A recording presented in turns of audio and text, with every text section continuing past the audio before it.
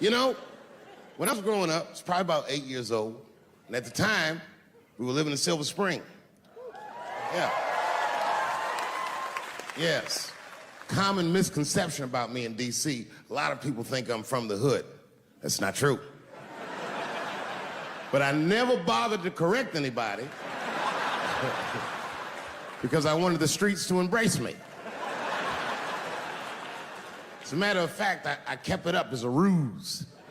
Like sometimes I'll hang out with rappers like Nas and them, and these motherfuckers will start talking about the projects. Yo, it was wild in the PJs, yo. And I'll be like, word, nigga, word. But I don't know. I have no idea. My parents did just well enough so that I could grow up poor around white people.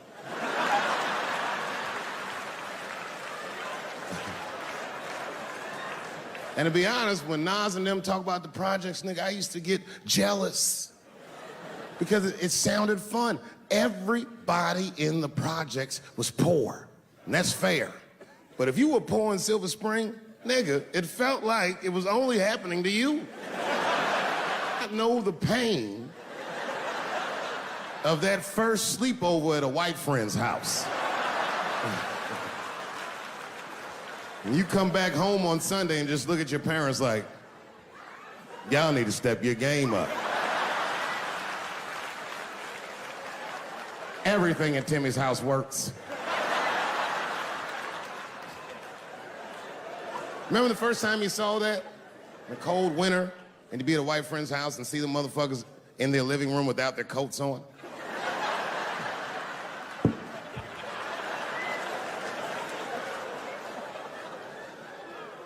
Timmy was one of my first white friends, like, in my life, man. He's a good dude, too. He moved to Silver Spring from Utah, of all places.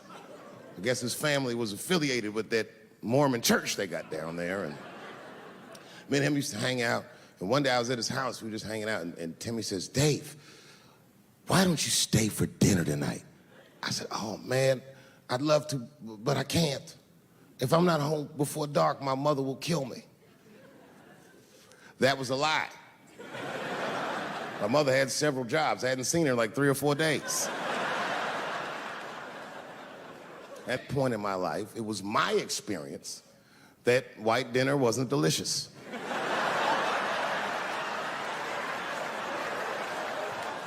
I'd rather go home and fry some bologna or some shit like that.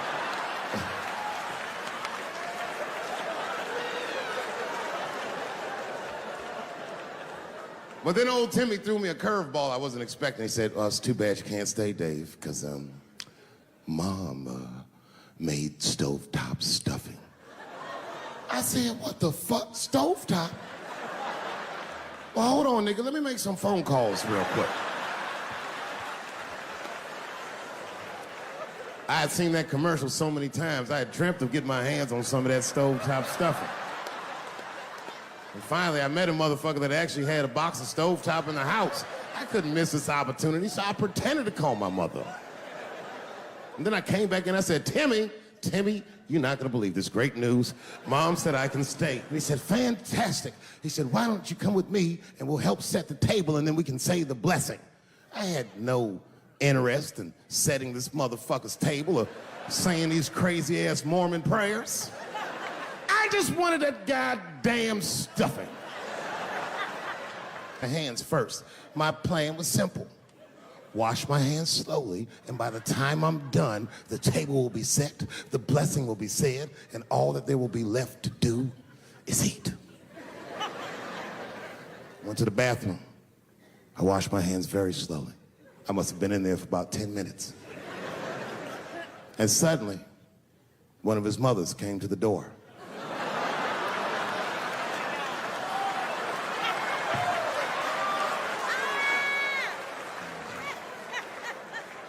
She was like, hi, David, right? I said, yes, ma'am.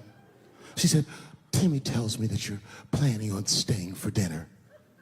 I said, I hope that's not a problem, ma'am. She says, no, it's no problem. In fact, we'd love to have you. It's just that we weren't expecting company. And I'm afraid there's not enough stovetop stuffing for everybody. So I kicked her in the pussy. Bam! Ladies and gentlemen, I told you I'm dope, nigga. I told you what I was gonna say and you still didn't see it coming. And that's why I make the big bucks.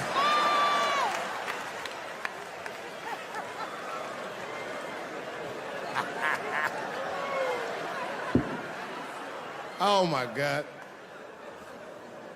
But there's a more important reason that I would stop doing comedy right now. And this reason is the real reason that's been percolating, and it really is the crowd, not you. I'm talking about the crowd on the big stage.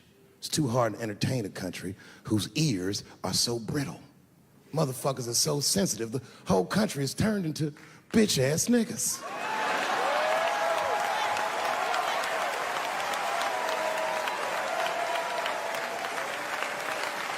Everything you say upsets somebody. You know, I can remember when it all started. It was when I was doing Chappelle Show. When I was doing Chappelle Show,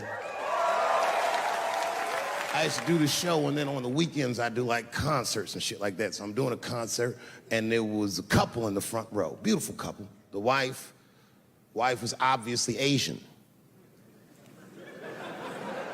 You could see it in her face.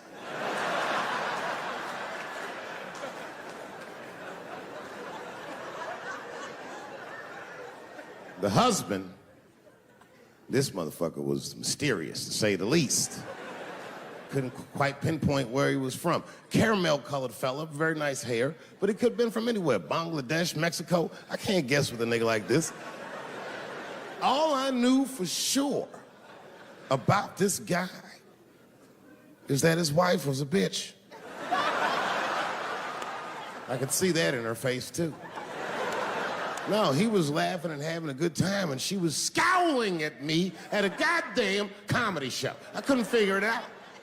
And then I realized at some point that she was pregnant, and I was smoking on stage. I said, oh my God, that's probably why she's mad. So I started to put my cigarette out, but then she hit me with one of them fake non-smoker calls. So I just kept smoking. I thought to myself, bitch, that baby will be fine, relax. And I tried to break the tension. I just asked her, that's all I said. I go, hey, where are you guys from anyway? And I could tell that she was on to me. She goes, very condescendingly, she says, I'm from California. If you're asking my ethnicity, I am Chinese. He was like, I'm Mexican, bro. I said, well, I'm sorry if I offended you by asking, but you're a very beautiful couple. And miss, there's no question that you're gonna give birth to the hardest working baby this world has ever seen.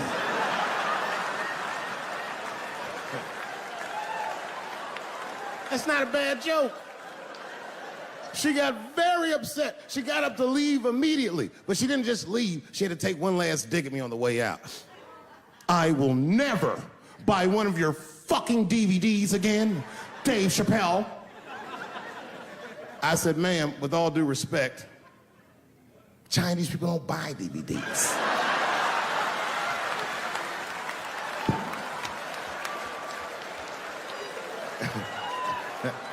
And the crowd went crazy. We were all laughing, having a good time. I didn't even think anything of it. And then just 3 days later, this lady sends a fucking letter to my promoter telling him not to book me for shows anymore because I was, quote, racist, and I'm quoting her, insensitive to the nature of my interracial marriage. I was like, word, bitch, I was.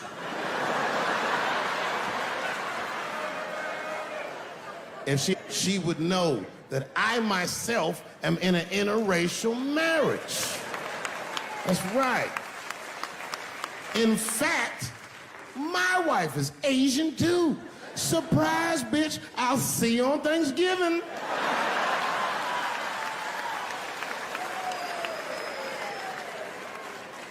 But my wife's not Chinese. She's Filipino. That's right, that's right. And our kids are Puerto Rican somehow, so there you go. But I don't give a fuck about interracial marriage. In fact, you know what? My mother is half white. A lot of people don't know that. Well, all right, you were a little too excited, but okay. A lot of people don't believe me when I say that, but it's true. You can't tell looking at me, but if I grew my hair out, you would think you was at a fucking Cat Williams concert. My shit is beautiful.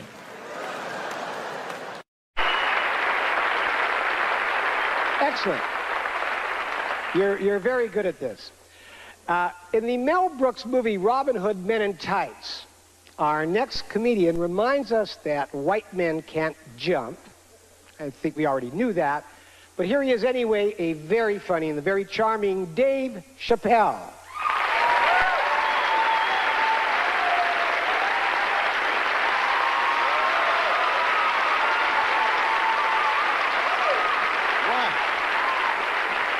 Thank you very much.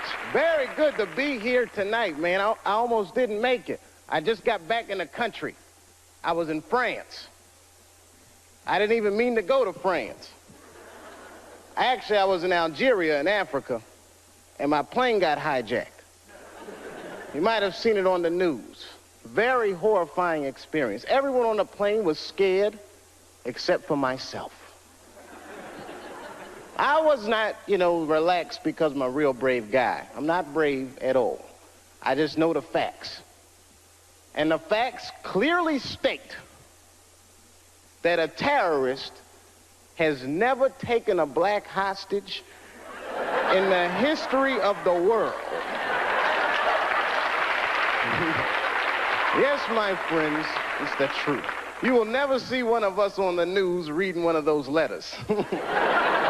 They is treating us good. We all just chilling. Because terrorists know what they're doing. I hate to say it. But black people are bad bargaining chips. Terrorists would call up the White House, "Hello, we have got 5 black people. And we will..." Hello? They know leverage when they see it. L.A. now, I just got here a few weeks ago. Very interesting city you guys have here.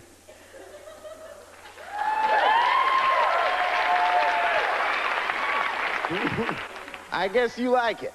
I like it too, man. I just gotta get used to the pace of this place. I mean, I look like a real slow guy, but I like contrast. Speed turns me on. You guys stand on the escalator. That drives me crazy. It's going up. I can't walk around you or anything. And I can't drive too good. I don't like driving anyway. And then come to think of it, the first week I was here, they stole my car. Now, granted, it was a rental car, but it still hurt. I had just put gas in it. I was very upset. But I figured it was no big deal. I bought the insurance. So I just called the rental car agency, and they sent me another one. The guy was nice on the phone. No problem, Mr. Chappelle. We're gonna upgrade you. We're sending you, hold on to your hat, a Lincoln Town Car. I said, wow. Is that nice? Man, you're gonna love it. Any of you guys ever see a Lincoln Town Car before? It looked like a big-ass pimp car. I was like, what is this? I couldn't even keep it in one lane. Oh, man. I felt like a pimp in that car. I did, man. I drove it down Sunset Boulevard. All the whores snapped to attention.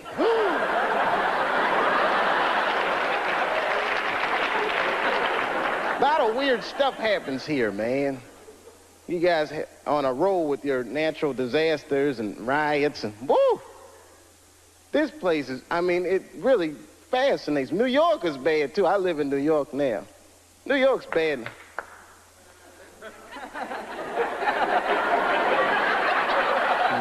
It's a lonely feeling, isn't it?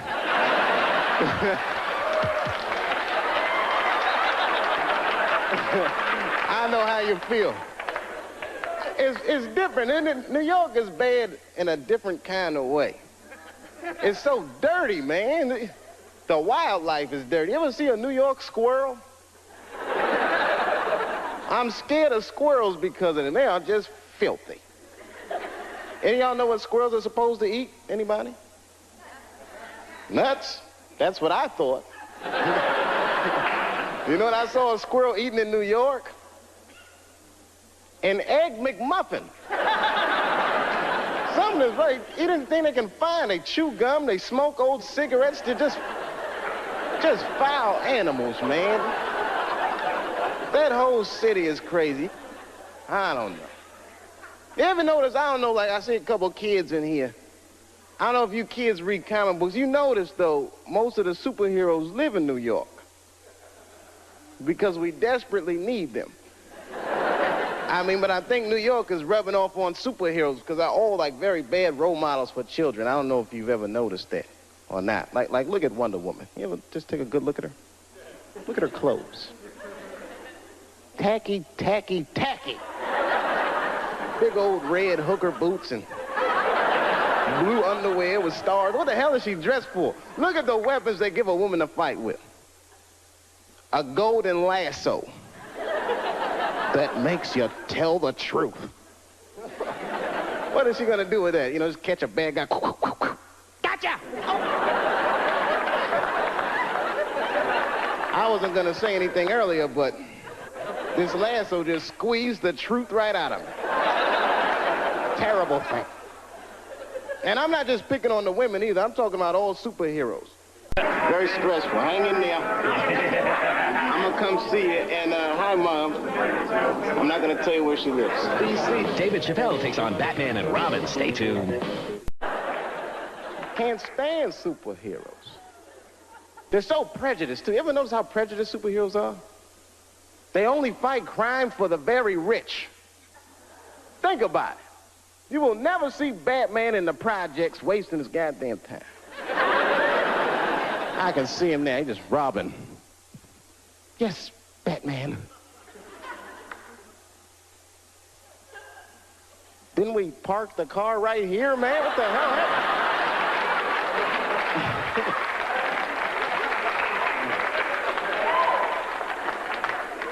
Something about New York. New York diversified me, though. I learned a lot about culture there. I mean, I'm a big culture buff. I don't know. I mean, I don't want to point anybody. Anyone here in the audience Jewish?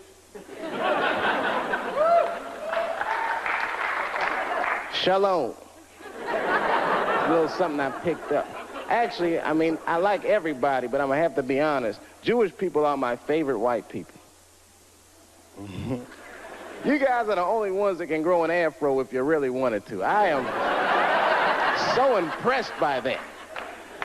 I just like the whole thing, man, and you party like black people. You're so similar. I went to a bar mitzvah when I was 13. One of the 3 best parties I've been to in my life. We got down. I walked in there. Everyone from school was there. The guy from ZZ Top was on stage. I said, man, this is gonna be good. You know, we walked in the synagogue and they gave us them party hats y'all wear.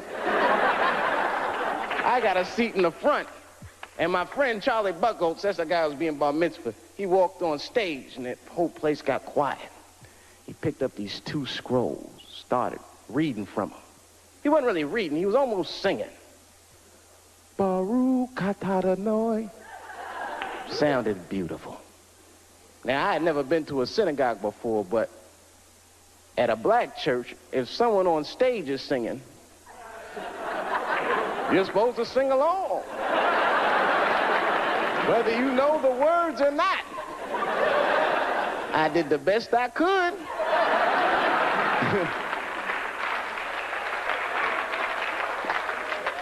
Then things really picked up. We all left the synagogue and went to this after party at the Hyatt. This is the fun part. There was all kinds of food, man, bagels and filthy fish. And we went in there. And I was wondering what kind of music they were gonna play. Now, let me tell you something. I don't know who this Hava Nagila guy is, but his album album is slamming. They put that music on, the whole place just lit up. Everyone was dancing. I was breaking plates. Hey! And someone shouted out, sponsor. That's Greeks. Oh, sorry about that. Wrong white people. But anyway, we were having a great time. I didn't even know it was a tradition. You're supposed to pick the person who's being bar mitzvahed. You pick their mother up in a chair and dance around the party. I did not know that that was a tradition. I mean, I was just thinking, man, we are out of control tonight.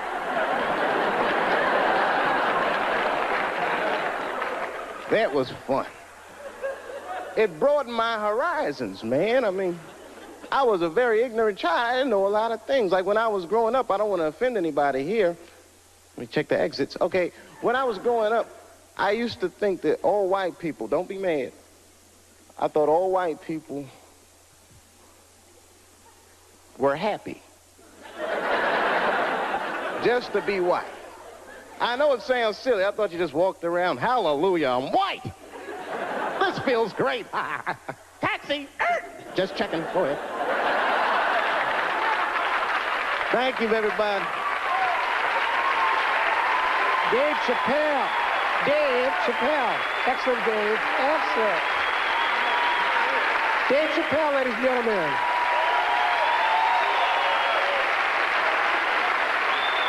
I didn't say anything, Dave Chappelle, because I was having a wonderful time, and I wasn't sure how you'd feel about it. I said, you knew how I'd feel. And she said, I'm going home. I don't want any trouble from you. I said, home? It's only 2 songs left. I mean, we might as well finish the night.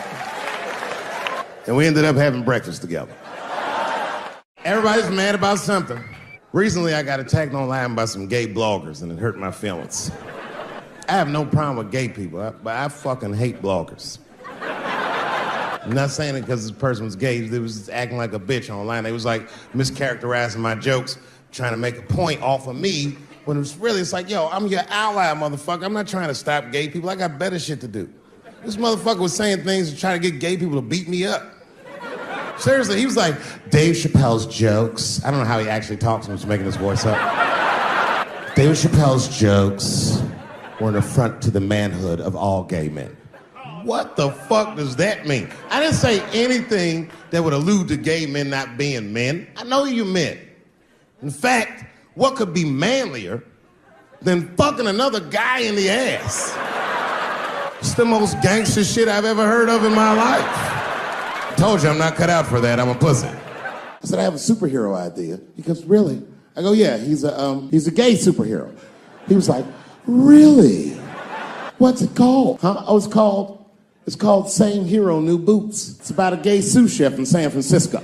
He gets bit by a radioactive rat on his shift when he's taking out the trash and is blessed with powers beyond his wildest dreams. Supersonic, gay kind of powers. And he starts saving everybody in San Francisco. But at first, he only saves gay people. Later, he saves everybody, and the whole city just falls in love with him. The only problem is, no one remembers him when he saves them. Well, I don't understand. Why wouldn't they remember him? I said, because, dummy, he's gay. He keeps changing his outfit. People come up, thanks for saving, mister.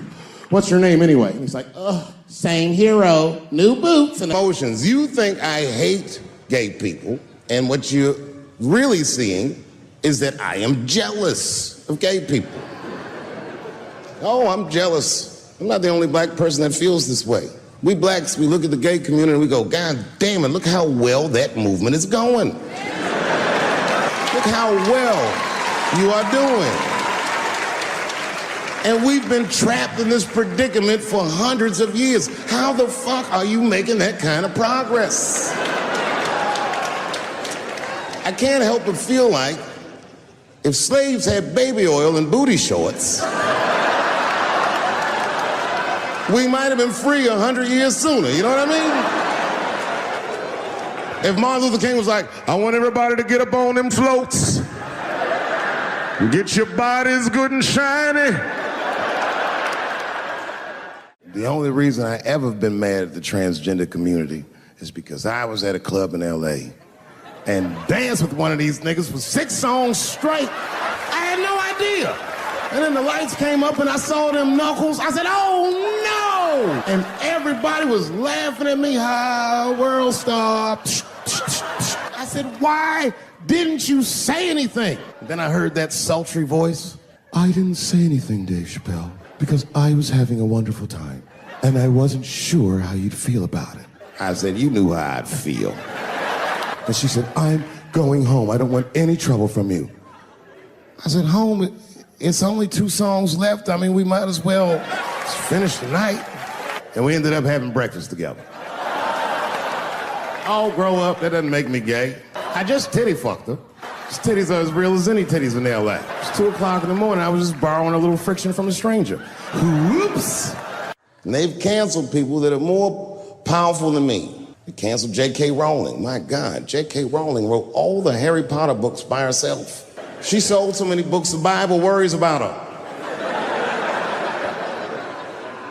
And they canceled her because she said in an interview, and this is not exactly what she said, but effectually, she said gender was a fact. And then the trans community got mad as shit. They started calling her a TERF. I didn't even know what the fuck that was. But I know that trans people make up words to win arguments. So I looked it up.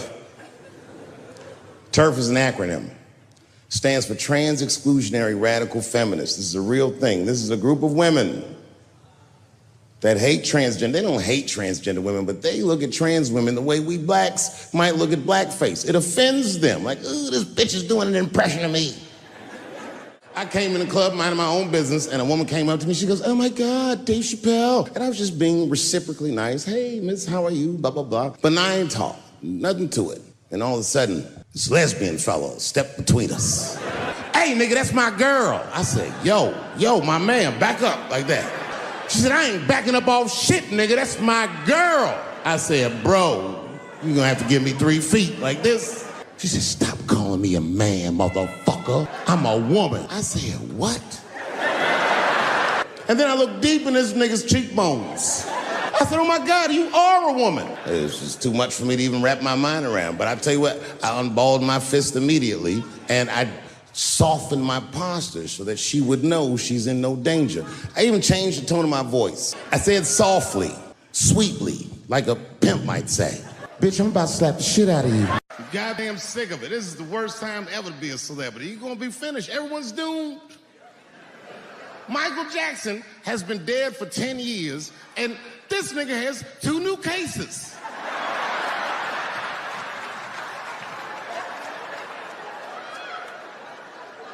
And if you haven't watched that documentary, then I'm begging you, don't watch it. It's fucking gross. I felt like HBO was sticking baby dicks in my ears for 4 hours straight. Really nasty shit. I don't want to know all these things. Turns out, Michael Jackson allegedly likes a long gander at the anus. So they said he stares at people's buttholes. That's what they said. That's how gross the documentary was.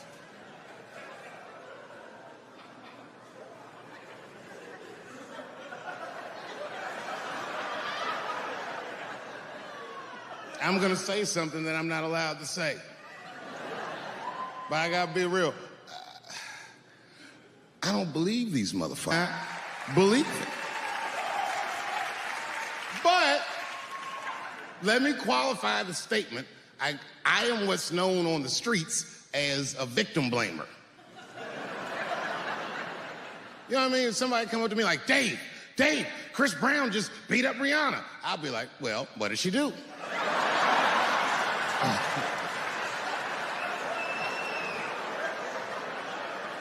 Dave, Michael Jackson was molesting children. Well, what were those kids wearing at the time?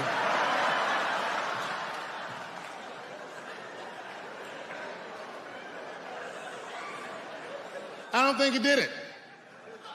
But you know what? Even if he did do it, you know what I mean?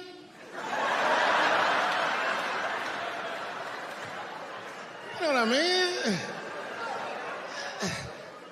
mean, it's Michael Jackson. I know more than half the people in this room have been molested in their lives. But it wasn't no goddamn Michael Jackson, was it? This kid got his dick sucked by the king of pop. All we get is awkward things.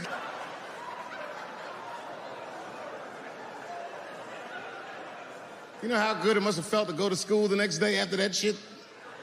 Hey, Billy, how was the weekend? How was my weekend? Michael Jackson sucked my dick. And that was my first sexual experience. If I'm starting here, then sky's the limit.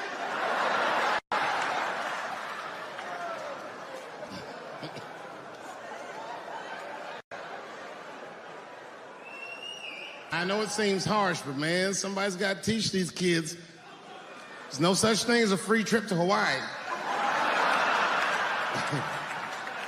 He's gonna want to look at your butthole or something.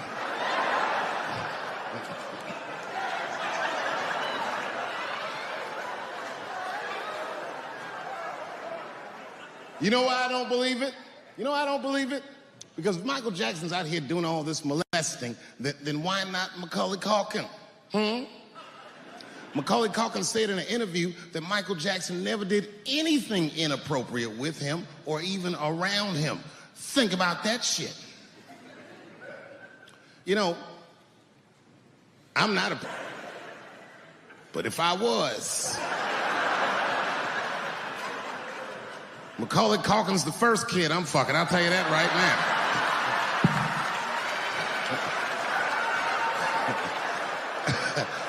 I'd be a goddamn hero. Hey, that guy over there fucks a kid from Home Alone. And you know how hard he is to catch.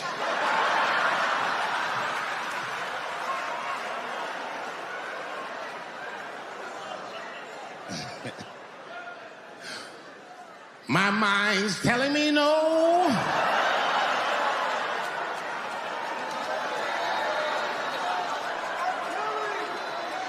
Okay, R. Kelly is different.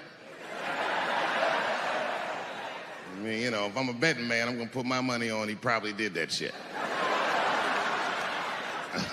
I'm pretty sure he did that shit. You know, it was bad, okay, so a couple years ago, I was doing a show in Detroit, and I'm sitting backstage in my dressing room. A friend of mine comes by, this chick, Dream Hampton. Dream tells me, right before I'm going on stage, she goes, Dave, I'm working on a documentary about R. Kelly. Would you like to be in it? And I was like, nah, bitch, I'm cool. I went on stage, I just forgot about the shit. And then 2 years later, the documentary comes out, Surviving R. Kelly. And when it comes out, Dream's promoting the shit, and she keeps bringing me up. She said, I asked Dave Chappelle to be in my documentary, and he said it was too hot for TV. Bitch, I did not say that.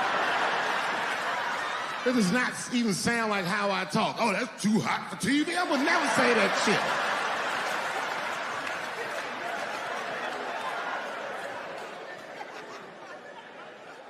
But I'm gonna tell you guys why I wasn't in the documentary. There's a very simple reason, and I cannot stress this point enough. The only reason that I didn't do it was because, and it's very important, I don't know this nigga at all.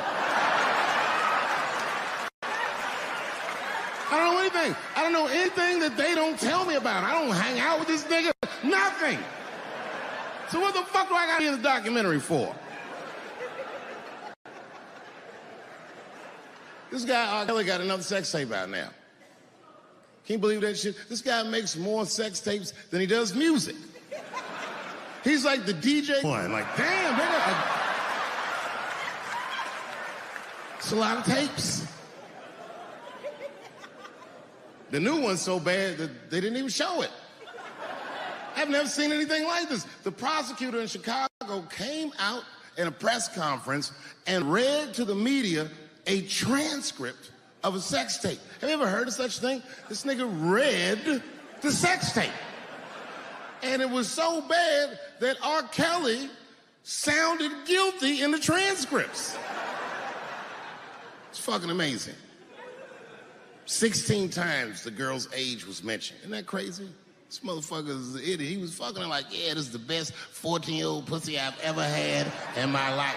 And she was like, you like this 14-year-old pussy? He's like, oh yeah, I love this 14. I'm like, man, you need to shut the fuck up. You gotta give your lawyer something to work with. You're supposed to be on the tape like, this is the best 36-year-old pussy I've ever had in my life. And then your lawyer gonna be like, Your Honor, clearly my client thought that this woman was 36, as he mentioned some 16 times in the tape. They gonna know you lying though, you know what I mean? Everybody knows no such thing.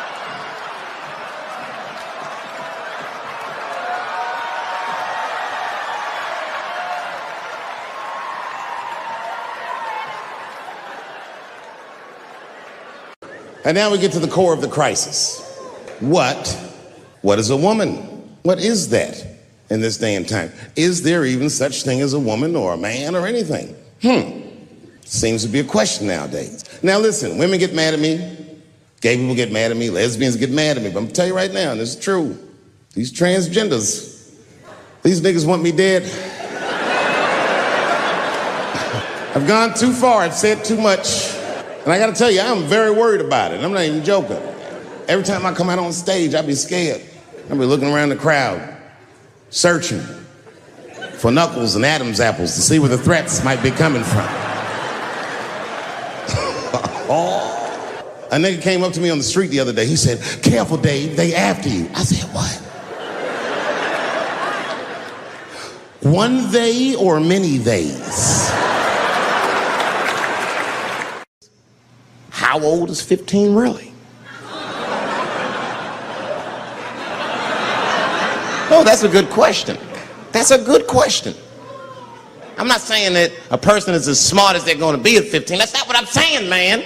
But I am saying 15 to me is old enough to decide whether or not you want to be pissed on. I mean, that's me.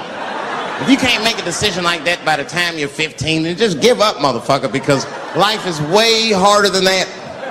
I make tougher decisions all the time. If you don't want to get pissed on, just get the fuck out of the way. It's not even a decision. If I start peeing on the front row, they're not going to have to calculate and think, oh, how do I feel about this? Am I okay with it? They just move. You can do that at 15. I could have. I've been 15. When I was 15, I was doing stand-up in nightclubs. I smoked reefer from time to time. Friends were selling crack. I was trying to finger fuck people. I knew what was happening around me to some degree. Getting pissed on was the least of my worries at 15. Trust me. But it keeps coming up. There's a lot of confusion around that age. Anytime 15 comes up, people freak out. Like when that girl, Elizabeth Smart, got kidnapped. Right? Remember in Utah last year, 15-year-old girl Elizabeth Smart was kidnapped, and then they finally found her and the whole country was relieved. And I was the only one saying, damn, she wasn't that smart after all. Not because she got kidnapped, that could happen to anybody. I'm not knocking her for that. I'm just saying, if you kidnapped me when I was 15, you gotta take me further than 8 miles away from my house, man. God damn. You can't hold me prisoner around shit I recognize. I'll break away. I'll break away. Fuck off me, nigga. That's my bus stop. I know where I'm at. I'm going home.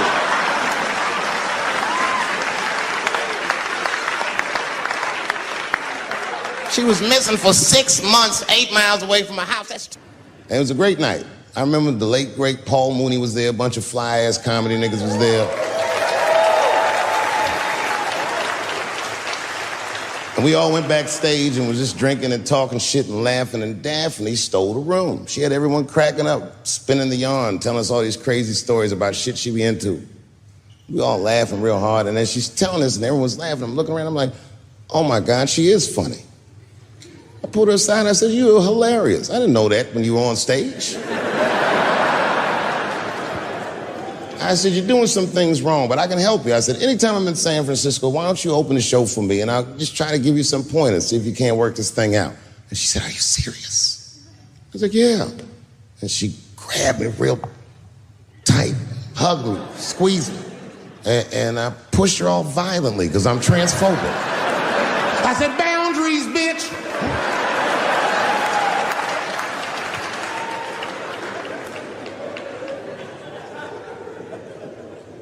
When Sticks and Stones came out, a lot of people in the trans community were furious with me, and apparently they dragged me on Twitter. I don't give a fuck, because Twitter's not a real place.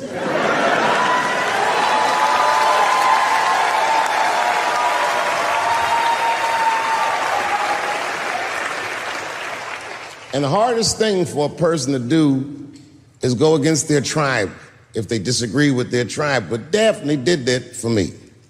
She wrote a tweet that was very beautiful, and what she said was, it was almost exactly what she said. She said, punching down on someone requires you to think less of them. And I know him, and he doesn't. He doesn't punch up, he doesn't punch down, he punches lines, and he's a master at his craft. That's what she said.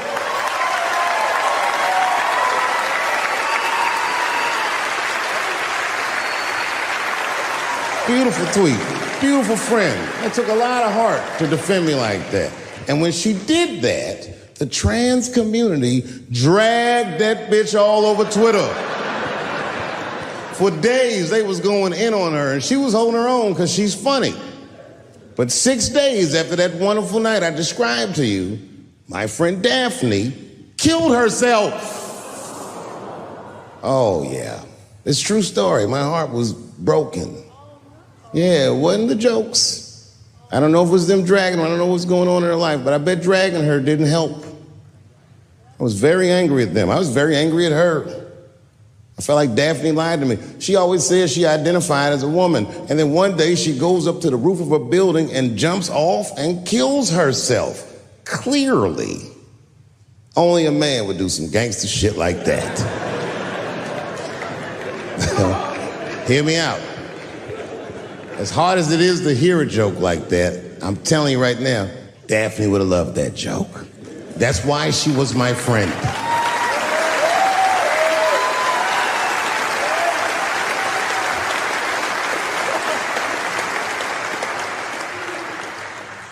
I was reading her obituary, and I found out she was survived by a daughter. And the moment I found that out, and this is true, Anderson Cooper from CNN texted me. And all he said was very nice. He said, "I'm sorry to hear about your friend." And I texted him right back, "New phone, who this?" He said, "It's Anderson Cooper." I said, "Oh," I said, "Anderson." I go, "Look, I need to find her family." And he texted me right back with all the phone numbers and all this information. I say this to say, if you ever want to know about anything gay, call Anderson Cooper from CNN. This nigga is faster than Google.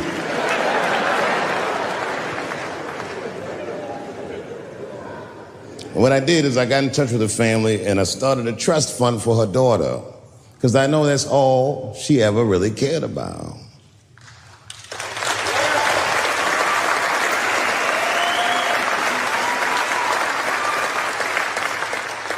And I don't know what the trans community did for her, but I don't care, because I feel like she wasn't their tribe. She was mine. She was a comedian in her soul.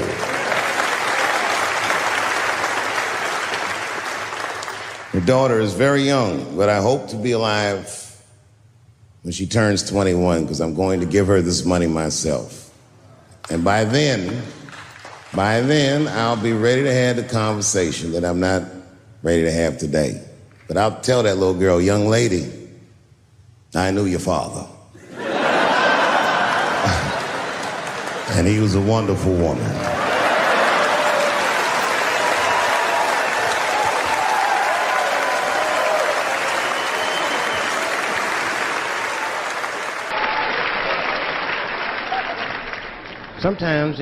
Sometimes racism works out in black people's favor. Now, it doesn't happen often. It happens very rarely, but when it happens, it is fucking sweet.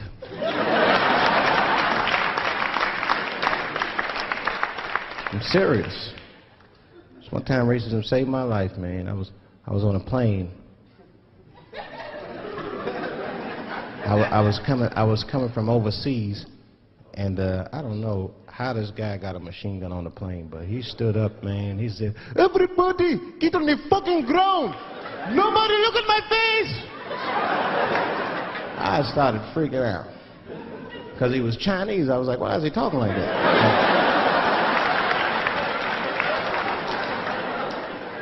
He was screaming and crying. I was the only brother on the plane. Well, I thought I was the only brother. I looked over. There was one other black dude. He was from Nigeria. I looked over at him. He was looking right in my face, man. He didn't say 2 words to me. He just looked at me. He was like...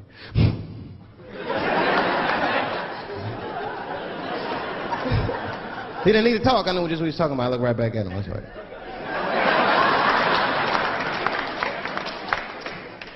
Some white dudes on the front of the plane seen us. They were like, oh, my God. I think those black guys are going to try to save us.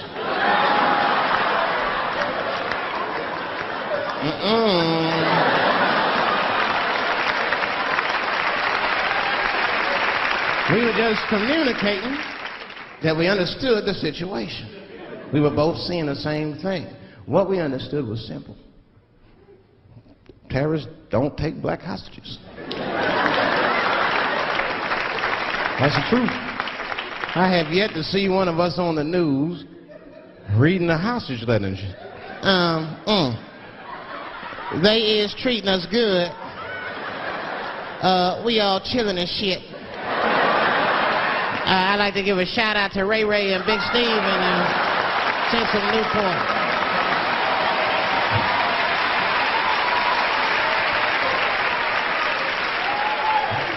You're not going to see it. Terrorists are smart. They know what they're doing there, you know. They terrorists. They know that black people is bad bargaining chips.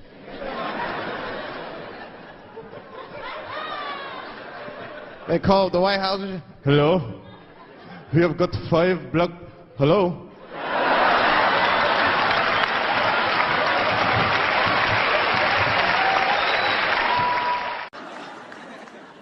You know who I feel real bad for is Indians. Everybody feels bad for Indians. They get dogged openly because everybody thinks they're dead. These motherfuckers are not all dead, all right? With my own eyes, I've seen a gathering of 1,500 Native Americans. They were all gathered in one place. The place is called Walmart in New Mexico. There's Indians everywhere. I'd never seen Indians before. I wasn't even sure if they were Indians. It's fucked up, but I asked one of them. It's not nice, but I seen him in the sports section looking at bows and arrows. I had to say something. Excuse me. I don't mean to be rude. Are you an Indian? And he was cool. Yes. Yes, I'm Indian. Still didn't believe him.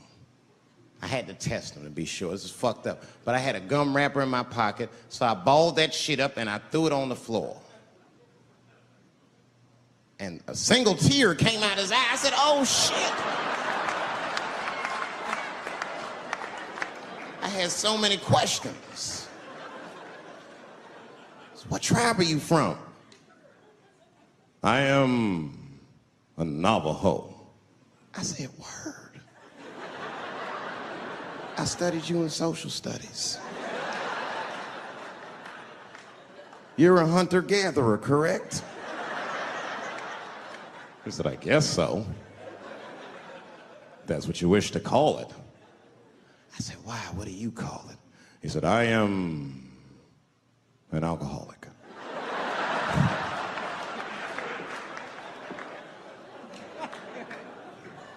I said, well, what's your name, dog? He said, please. Dog is my cousin. That was a good guess. My name is Running Coyote.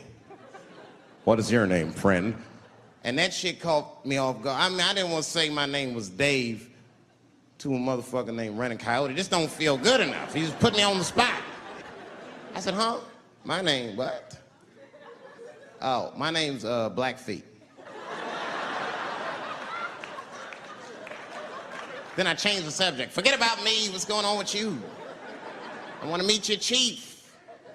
Why don't me, you, and your chief and your friends get together tonight? We could have a real live peace pipe smoking ritual. We need to celebrate, nigga. I thought you were dead. And he set it up. It was beautiful. It was just like I dreamed. We was all sitting around. Them Indians was beating the drum. Some other Indians came out the back with a long blanket that was folded in half and put in front of us. Opened that shit up, and on the blanket was a long wooden pipe with feathers. And bags of weed were all over the blanket. Chief walked over.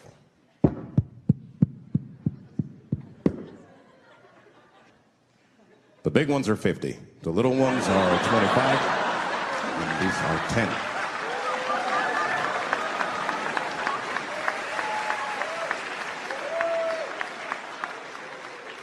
Me and those Indians got high as shit.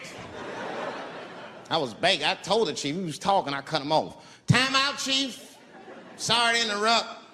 Fucking smashed, man. The weed's too strong. I'm itching. This is PCP. The spirits have got me. Chief, the spirits have got me. And the chief threw some water in my face. Calm down, blackface. Splash. I said, hey, it's black feet, motherfucker. Take it easy.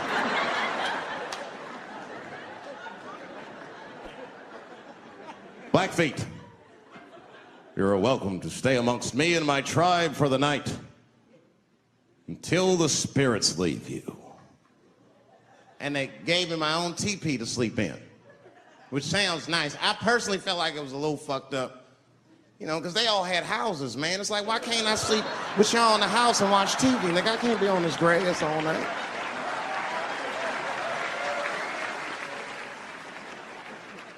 Yeah, Indians is rude, man. Everybody's rude. Indians, they eat nasty food. All they ate was corn and shit. Doritos, I think they call them. That's right.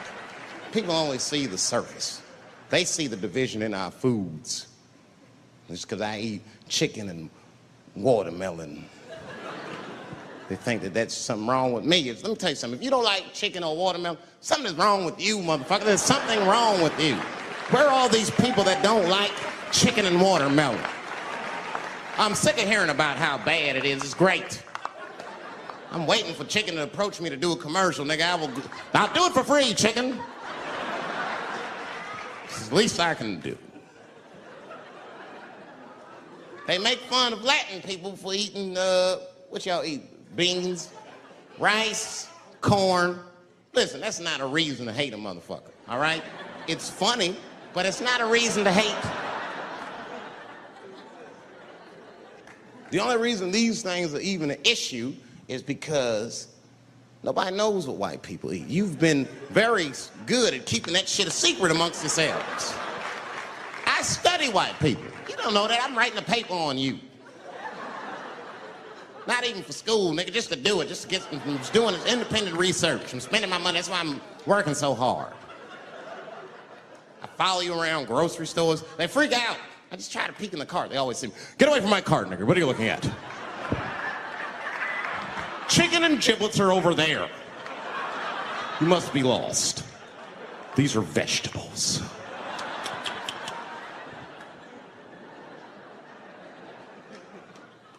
I know what you drink. See how quiet it got? Grape juice. Surprise, motherfuckers, you didn't know I knew about grape juice, did you? Oh, don't play dumb with me. Look at what is it? A lot of black people don't have the privilege of knowing about grape juice because they have grape drink. It's not the same formula that you get. Ain't no vitamins in that shit. You might have one of your black friends over, Todd. Todd? Would you care for a glass of grape juice? What? Nigga, what the fuck is juice? I want some grape drink, baby. It's purple. I don't think I know what a grape drink is. What? I have some apple juice if you want. What the fuck is juice? I want some apple drink. Scream.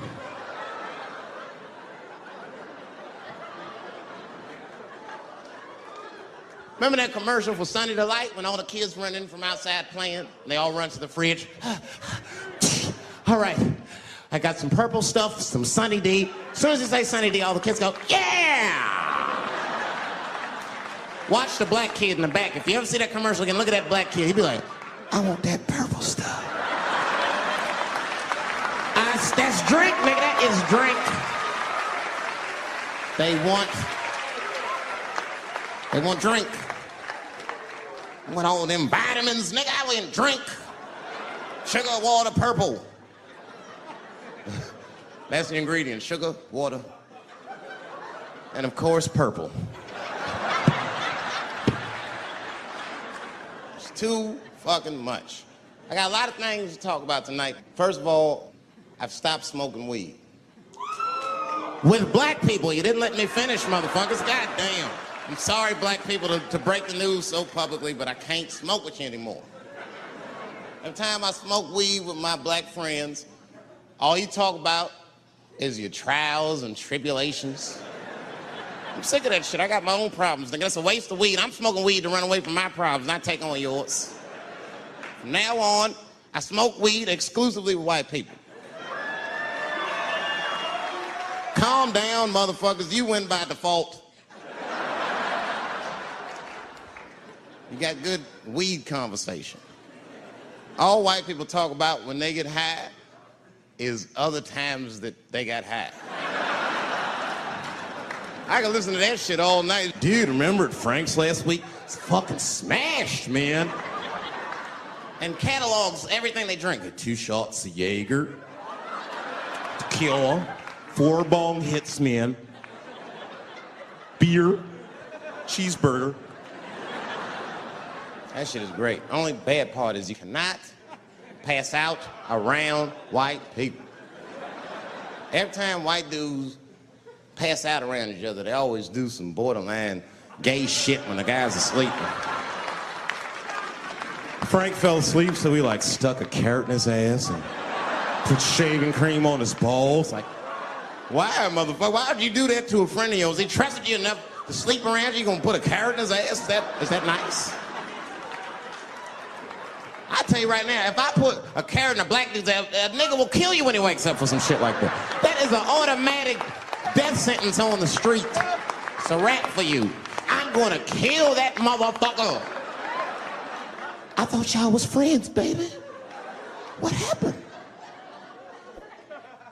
I fell asleep at his house, right? We was drinking, and I fell asleep at his house, and while I was sleeping, right? I'm just gonna kill that motherfucker, all right? That's all you need to know. And fuck carrots. I know it's fucked up, but I tell you the truth. You know, everything's funny. Everything's funny till it happens to you. 3 months, a mere 3 months after that terrible attack that Chris Rock endured, I was on stage at the Hollywood Bowl, and a lunatic jumped out of the crowd and attacked me. Now, I gotta tell you, if it happens to you, you don't even know what the fuck is happening. It was like slow motion. I just looked over. I don't know this nigga. And I just looked and said, oh my God, I'm being attacked. And this motherfucker was ragged. He jumped at me. He was like, ah! I'm old, but I'm fast. I caught this motherfucker's head with my hand and pulled his hoodie over his eyes. I can still feel his head in my hand. It was spongy. He had been growing dreadlocks. Not the beautiful dreads that Rastafarians grow. These were accidental LA homeless dreads.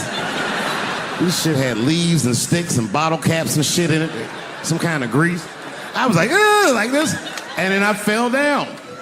And he knocked me all the way on the ground.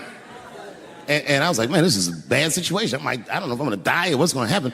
But in that moment of vulnerability, you know what occurred to me that had never occurred to me before in my life? In that moment, it occurred to me that bodyguards should not wear dress shoes to work. Travis!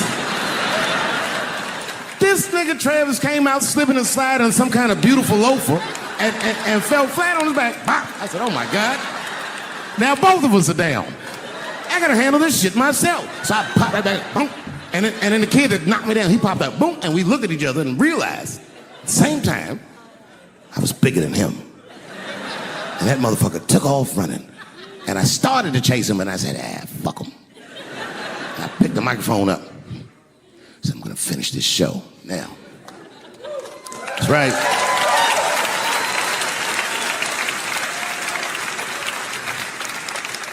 For 3 months, Before that, I'd been making fun of Chris Rock.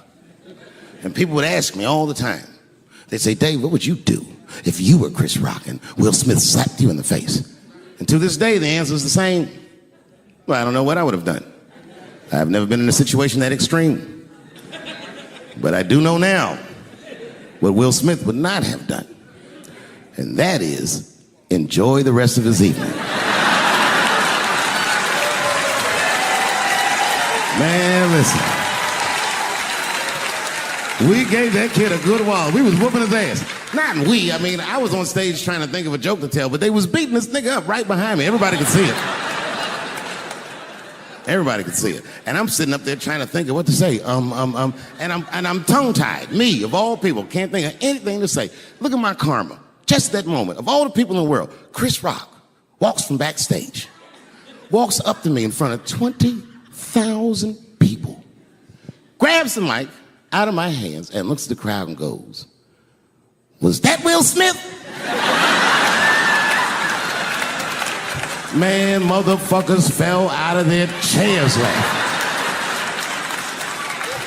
I was standing there looking stupid. I was fucking furious, because I'm thinking in my mind, nigga, this is my attack. You got attacked 3 months ago. Now you have jokes. So I snatched the mic back from Chris and tried to get one off, but my shit did not go good at all. I didn't know what to say. I was just like, it was a trans man. And the crowd was like, boo. It's LA, we like trans people, boo. I know, I felt so bad. I felt so bad.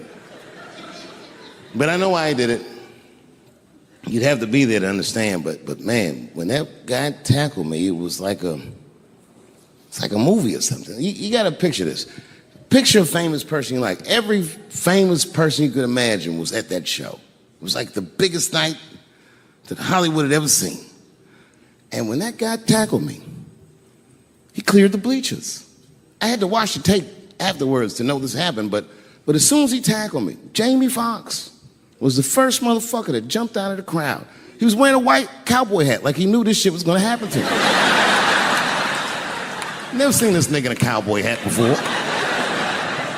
And Jamie started chasing that motherfucker around like any given Sunday. And that kid was fast as shit, was juking and shaking, and he broke Jamie's ankles, and he just kept running. And then Jon Stewart from The Daily Show ran from backstage and jumped at this motherfucker like Super Jew. He was like, ah!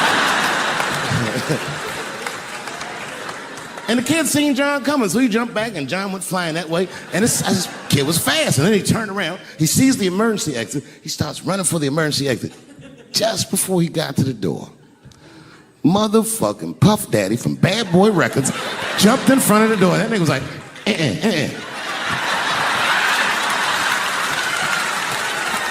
Boy, Puffy got that motherfucker. And then every celebrity just ran out, because every celebrity saw themselves in me, and they just started beating the fuck out of that kid. And I know Chris was backstage looking like, nobody helped me.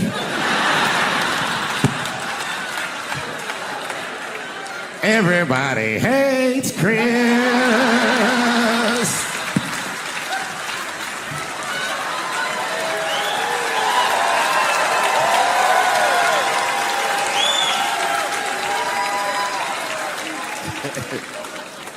Look, it was way more intense than what you guys might have read. I don't know what you read, but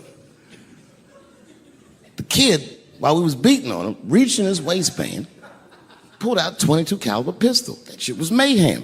Everybody started screaming, oh my God, he's got a gun, he's got a gun. And then I got scared. I was in the back, but I was scared, because I knew that everybody that was with me was armed.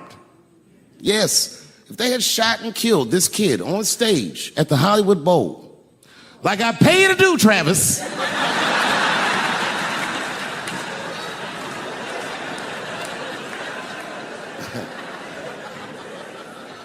but Travis G'd up. Travis wrestled the gun out of the kid's hand, and then he took it like this and tried to chamber the round, and he couldn't. So he pulled the trigger, and it wasn't a gun. A knife blade popped out of the front. I guess this kid was gonna stab me. Some scary shit. So the next night, even though I didn't have a show, I said, I gotta get right back on stage. And I went and did a show. And someone in the audience screamed out, Dave, what happened with the attack? And I didn't know there was journalists in the room.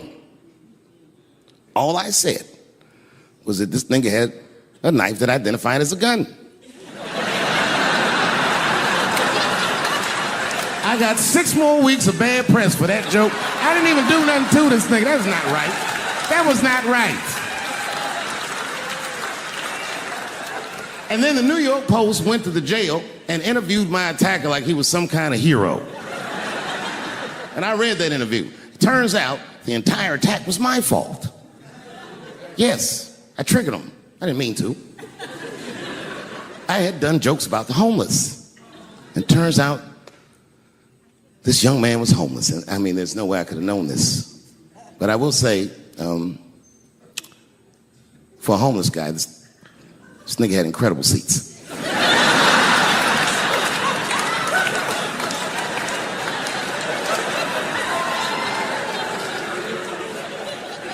Oh, and they said I triggered him because I had done LBGTQ jokes, and it turns out this fellow was a bee. That was the headline in the article. It said, Dave Chappelle's alleged attacker is bisexual. I said, alleged attacker? This motherfucker definitely attacked me. I'll show you the tape. He's allegedly bisexual. I'm gonna need to see him suck somebody's dick before I believe the rest of this article.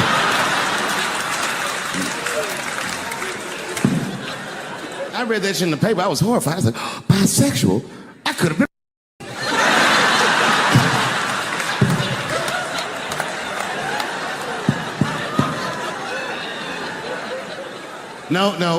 No, you know what though?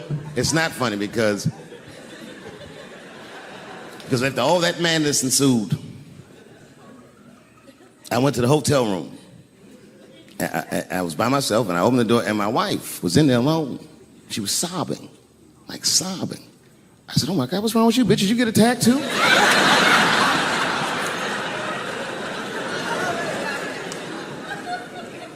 And she's crying. She said, oh my God, David. She said, if you had died tonight, me and the kids would have nothing.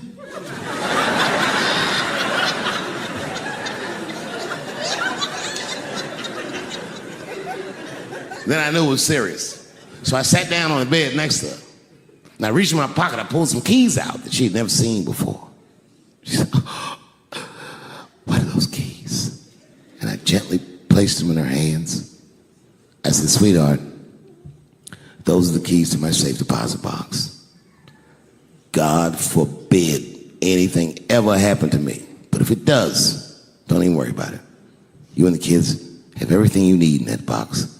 I've already taken care of it. And she was looking at them keys, and I could see her mind realize what we were actually talking about.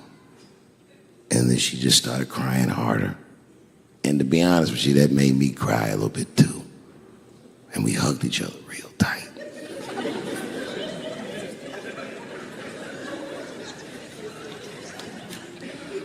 Do you know this bitch looked in the box while I'm alive and well? Who does that? Oh my God. And then she was mad at me. She said, God damn it, David, I opened that box. I said, you did? She said, yes, I did. And there was nothing in there.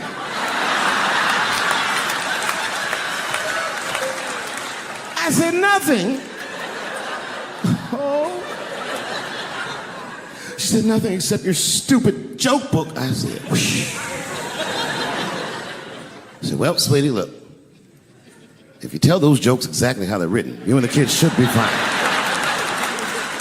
They're really good jokes.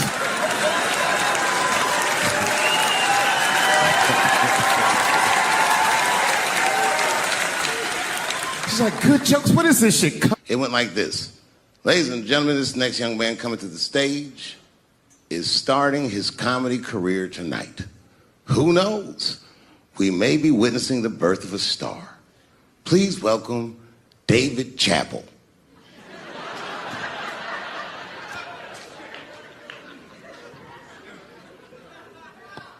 From the first time that I ever held a microphone, I was sure this was it. I knew I was home. I knew I had found my thing. And my God, man, I was a child. I got good. Matter of fact, I was good from the moment I started. And I'm not saying this to be a braggart. I'm telling you the truth. These old niggas was in awe of me. How is this little boy so poised? They used to say. I was. Thank you. Thank you very much.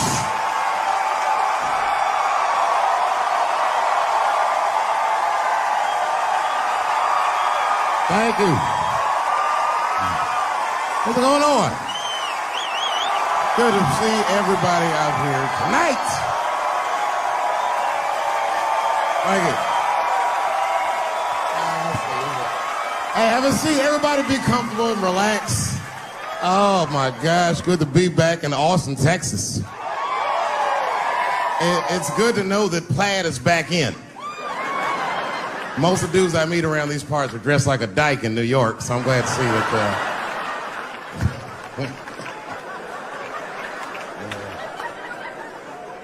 Man, fucking Texas, this place is pretty good.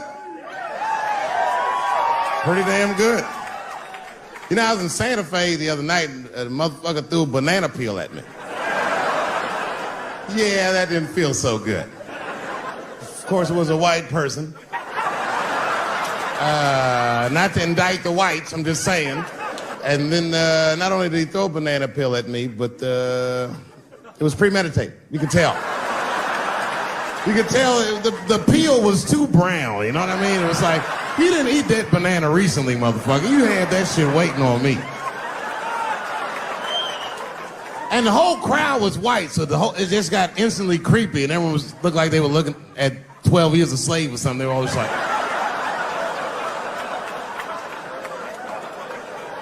who the fuck does that? And then they arrested the guy, which was... I said, someone's gonna fuck you in the butt in the holding cell. You know that, right? Can't just be throwing banana peels at Dave Chappelle. They're not gonna let you get away with this.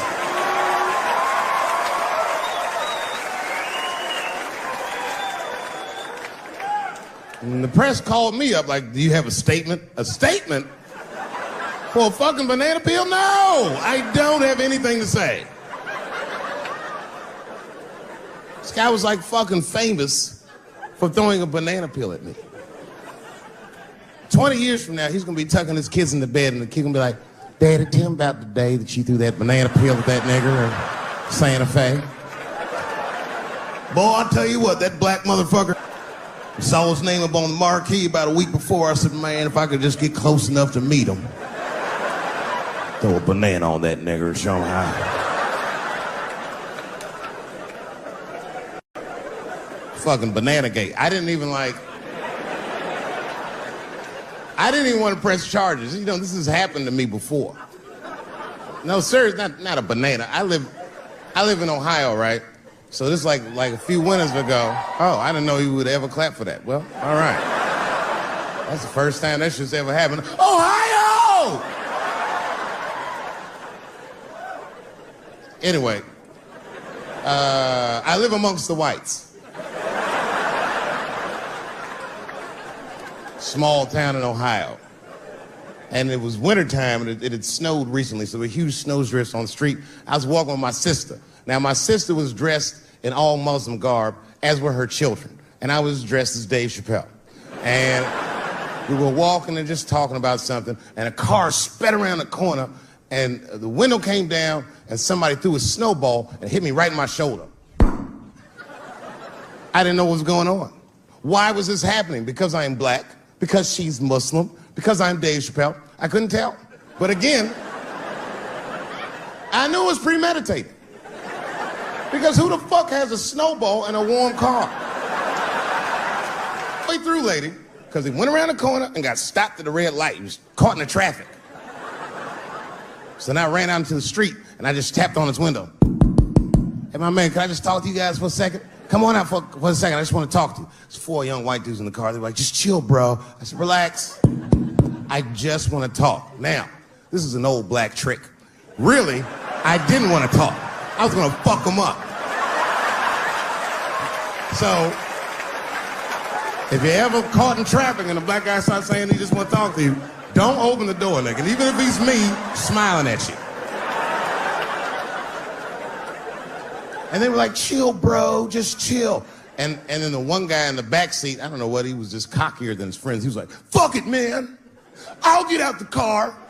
And I started yanking on his door. Let me help you, motherfucker. Let me just help you out. And I didn't notice his window was down. And he threw a snowball that shit hit me right in my chest. Pow. He said, fuck you, you fucking nigger. And then the light turned green and they sped off. And I smiled from ear to ear. I looked at my sister and she said, I got the plates. And I was happy as shit because throwing a snowball at a motherfucker is a misdemeanor assault. But if you call him a nigger, and me and my sister start dancing, we gonna send this motherfucker to jail. Now, I didn't notice it, but while I was yelling at him, a crowd of all white people had formed because it was an all-white town. And I was like, uh-oh, I thought I was gonna get jumped. And one of them white guys stepped down and was like, I didn't like that at all. This is not what this town represents. I don't want this goddamn stuff in my vicinity. And another white guy was like, yeah, I didn't like it either. And then an old white guy stepped out of the crowd and said, young man, if you're going to fill out a police report, I would like to come with you and do the same. I said, you guys would do that for me? And the whole crowd said, hooray! I said, come on, y'all. I look like Malcolm X going to see Brother Johnson with a trail of white people.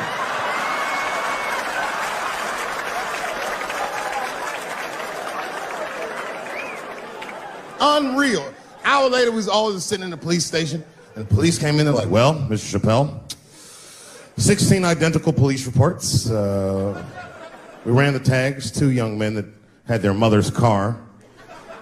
We have all 4 suspects in holding. Their mother is here. It's up to you. Whatever you want to do. If you want to press charges, we'll move forward. Sorry about that, officer. I'm a little flustered. I've never been in a position where I could decide the fate of white children before, but it's weighing heavy on me, sir. And I really can't decide. And I saw a lady pacing back and forth in the hallway, and I said, is that? He goes, yes, that's their mother. Well, can I speak to her before I make a decision? And when the mom came in, she saw it was me. She busted out crying. Oh, God, oh, no, I don't want him to go to jail. I am so sorry. I didn't raise him to do this. We love your comedy. We love you at the house. I said, miss, please, just, all right, look, I don't necessarily want your son to go to jail either. But what he did was pretty fucked up. So, is there something we can do short of jail just to let him know that he's wrong? She goes, oh, I don't know. What did you have in mind? Miss, I've never been in this position before. Oh, you know what we could do? I don't know if I'm asking too much, but maybe if you could just suck my dick a little bit. Just a little bit. I'm not gonna finish. I just want you to do it enough so that I can tell him you did it. I'm kidding. I wouldn't do that to anybody's mother. Maybe my kid's mom, but that's it. Ebola was in Texas. Ebola made a visit. Killed that man in Dallas. 5 days that man melted to death. What happened to the brother in Dallas? Where was the secret serum is what we all said. I remember in the beginning of Ebola, there were 2 American doctors that got sick in Africa. They flew them in a private jet straight to Atlanta to the CDC. I didn't even know CDC saw patients. There it was said they administered what the New York Times called a secret serum. I don't know what's in it. It's just like Colonel Sanders' recipe. But both of these motherfuckers survived. These doctors, thank God, are healthy. They are out there somewhere tonight at Whole Foods, touching vegetables, walking around. Everything's okay. Hey, Frank, how are you? Oh, you didn't hear? I had Ebola last week, but I'm doing all right now. I was bleeding out of my eyes and anus, so I got concerned, but I'm okay. What happened to the brother in Dallas? They just rubbed some Vicks on that nigga.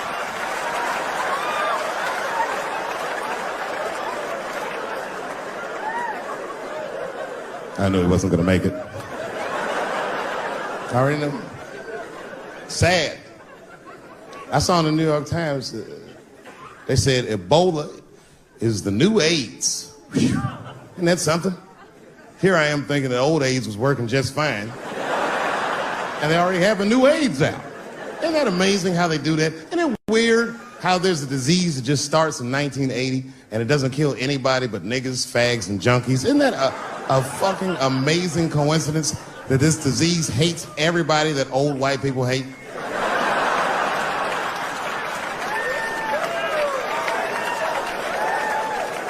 I think either God is white or the government hid that shit in disco balls.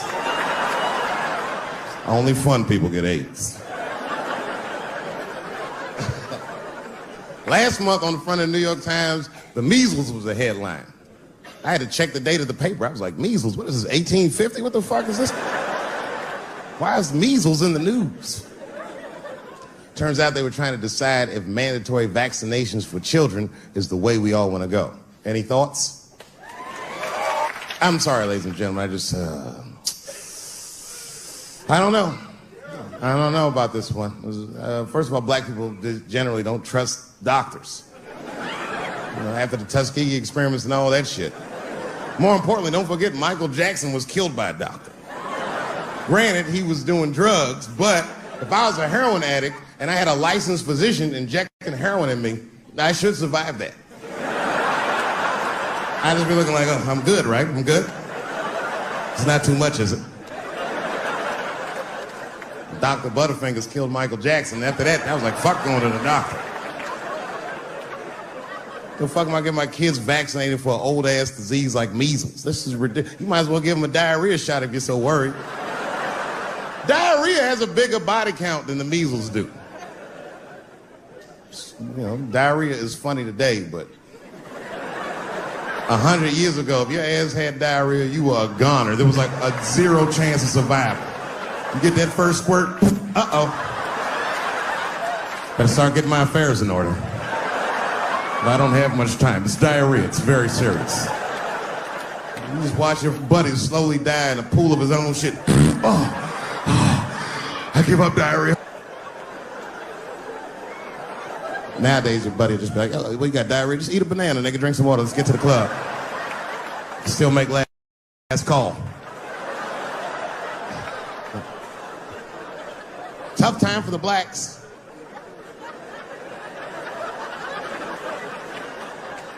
These are not good times for the blacks. I don't know if you know what I'm talking about, right?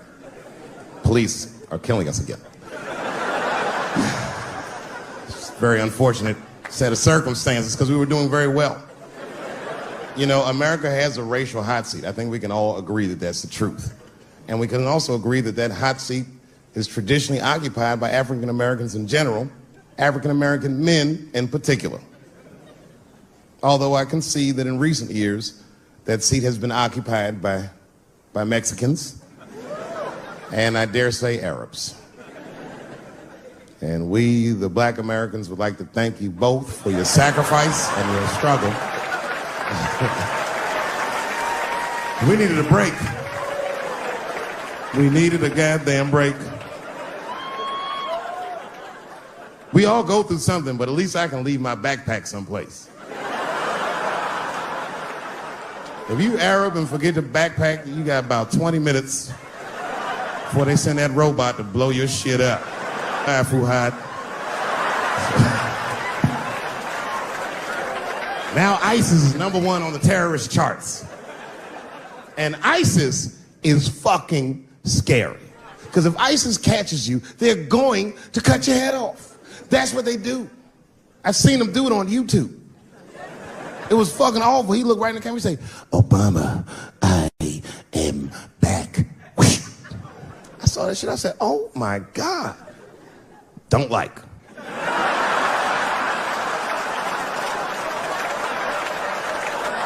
How is this guy cutting people's heads off on YouTube? I can't even post a dick pic, and this motherfucker is decapitating people.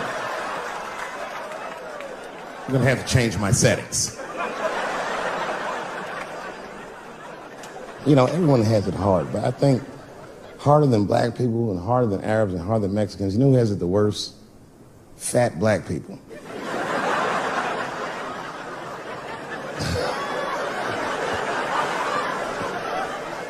It's hard for white people to understand, but that's what I'm saying is very true.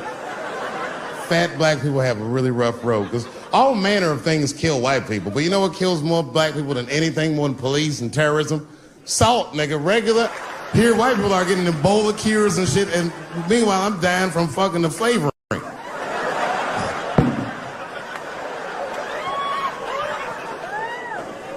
Look, honestly, I'll stop talking about it. Let me say this, though. Let me just say this. Can we all just say that we've seen it coming? Were you surprised? It's like when that guy threw that banana at me. Do you think I was surprised? Hell no. I've been in show business 30 years. I was expecting this banana.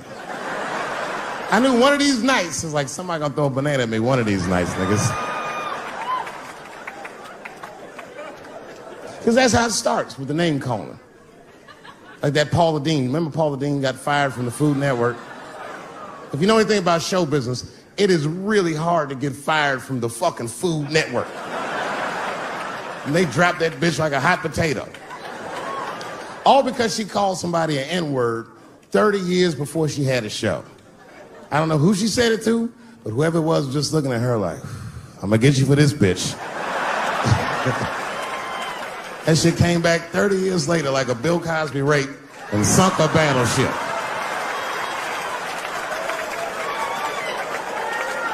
And every black person was mad, but we weren't like that mad. I was just like, well, how's this bitch gonna call me a nigga when she taught me how to fry chicken? That's not fair.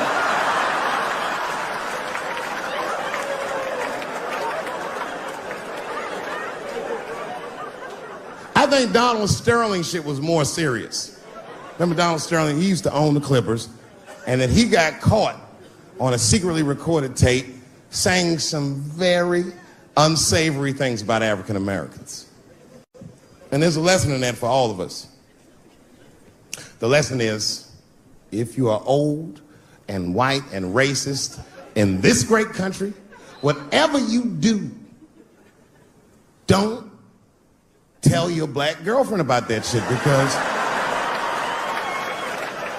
that's who made the tape.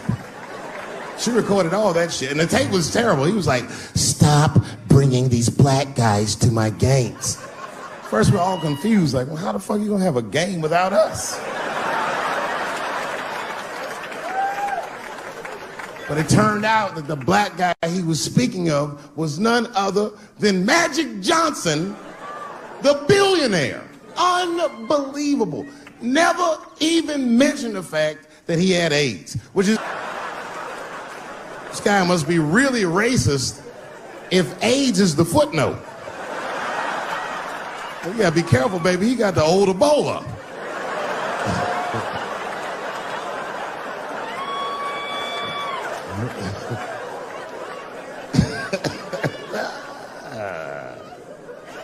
You can say what you want about that girl, but I'm gonna tell you right now, she is a goddamned hero. Because you might have thought these things were happening before, but now you can see it all in front of you without a shadow of a doubt. That shit actually went down. She sucked that old guy's dick. She really took one for the team on that one. That's really gross. This dick is like 80 years old. It's like tasting history. Like 5 wars on it, civil rights movement, Great Depression.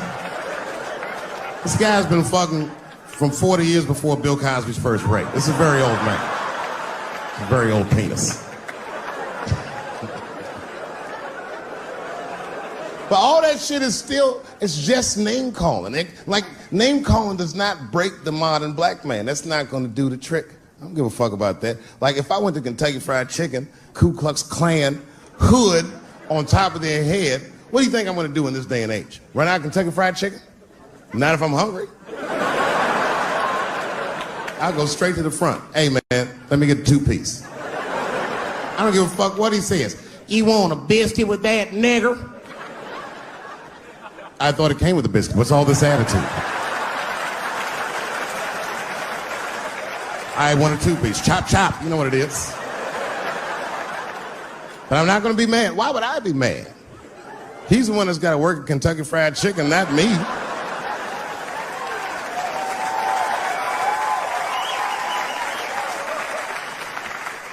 Well, how about this? What if I lived in Austin and I had a white girlfriend? It's possible in Austin. As a matter of fact, some people say it's necessary, but that's not the point.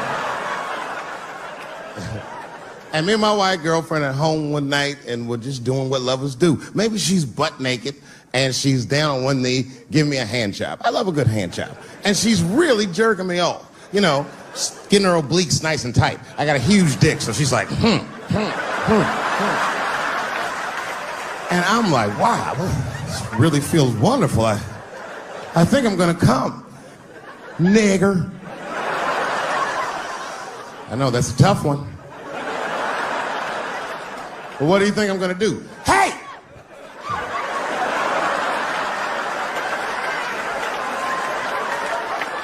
That's no time for integrity, ladies and gentlemen. I'm busting that nut in her face. I'll sort through the ethics later. But I'm what they call a man of his word. If I say I'm coming, I'm coming. I don't give a fuck what happens. God forbid somebody could shoot me. If I say I'm coming, it's still like, oh.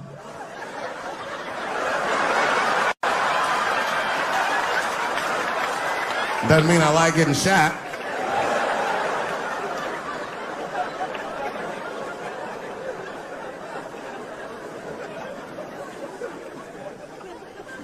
Boy. Yeah, tough time for the blacks. I'm not gonna say nothing about the police. I'll leave that for Chris Rock.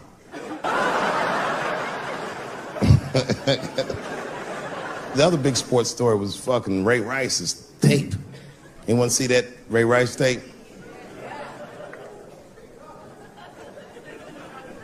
I can't stop watching it. It's fucking awful. It's the most violent thing I've seen happen to a woman that was shot in color. Really fucking bad. Like, if I could have froze time at that moment and gave Ray Rice some advice, I don't think there's any way possible I'd be like, you should punch her in the face. It's a fucking terrible idea. At the same time, I also believe she shouldn't have rushed him. What the fuck was he like? You know, you can't beat him. It's don't rush a motherfucker that's trained to stiff arm people in the clutch.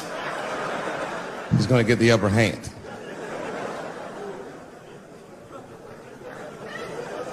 The only reason I bring him up is because, you know, he's about to play football again.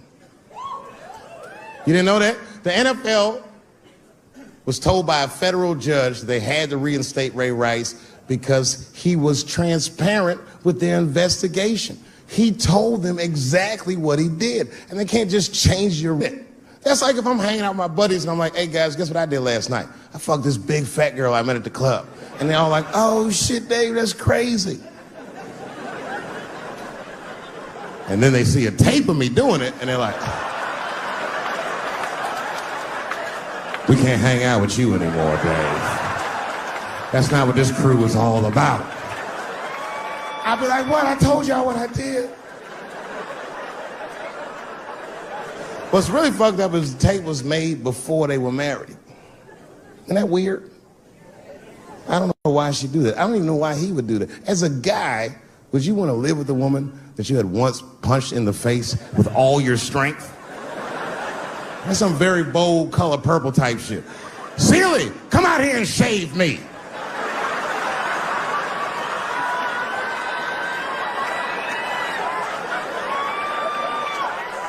You out of your fucking mind?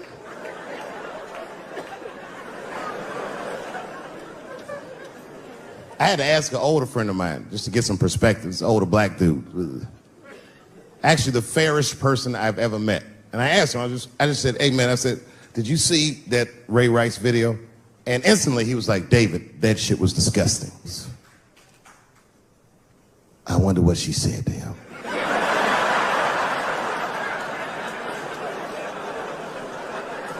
I don't think that matters. I think the idea is you're not supposed to punch her in the face. 'Cause my wife says terrible shit to me. My wife once called me a pussy in front of dinner guests. I know, I started to get mad, but then I was like, fuck it, she's probably right. I am a pussy, I admit it. I'm soft and warm and persuasive like a real pussy. Right. And then I told her, I said, and if you don't take care of me properly, I might stink like your pussy. Oh, we fight dirty at the Chappelle household. It's not a big deal. No. If you want to get to the bottom of a matter of the heart, what you're supposed to do is ask a woman. Now, actually, there's two women that I know. They're both college professors in this little area I live in. And I meet them twice a week at Starbucks for coffee. Talk about important shit. And I asked the girls, who's Ray Rice? After he punched her in the face with all his strength. And one of my girlfriends said, David, you need to wake the fuck up. She's staying for the money. Well, now, wait a minute, because my other girlfriend was like, I disagree. I think that she actually loves him. And I said, wait a minute, ladies, you know what? I think that you're both right. And what I was doing when I said that was preserving the possibility of a threesome with these bitches. I've been chipping away at this pussy one cup of coffee at a time for like 4 years. I was gonna throw all that hard work away over some Ray Rice shit. I don't care that much.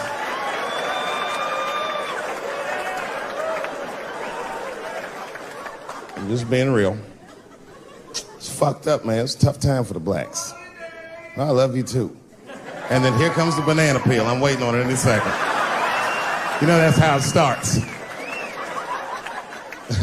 I saw in the paper today that the guy that threw the banana at me got arrested again because he threw a banana at another motherfucker in a bar in Santa Fe. Look it up online after the show. He actually did that. And that guy was black too. You know what a guy said he did it at night? He said, I did it because Dave Chappelle is racist. So, nigga, that's not the best way to handle that if I am racist. What if Martin Luther King just went around throwing tuna casserole on white people? Would that work? Huh? I seen your girl bubbling. She's drunk as hell, buddy. Listen, sir, I don't know what she's saying, but just take my advice. Get some water in her, or you're gonna have some dry pussy when you get home.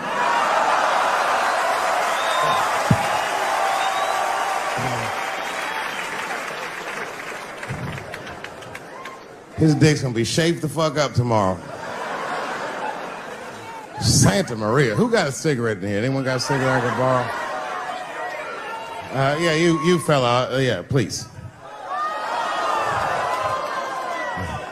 Well, let me see this. This is a Marlboro menthol. This could have been anybody. If it was a Newport, I'd be like a black dude threw that up. But a Marlboro menthol, that's one of them riddles.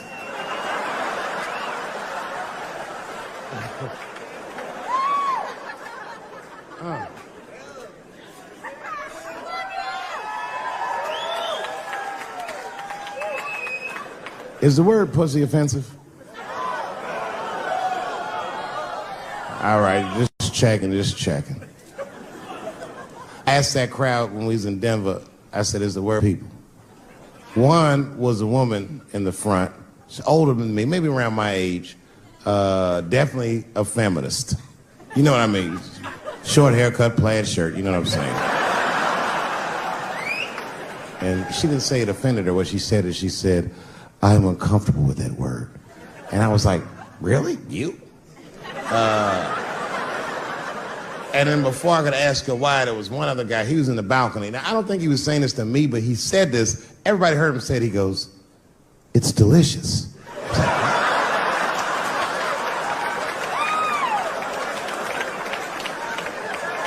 I don't think I've ever heard pussy called delicious before in my life.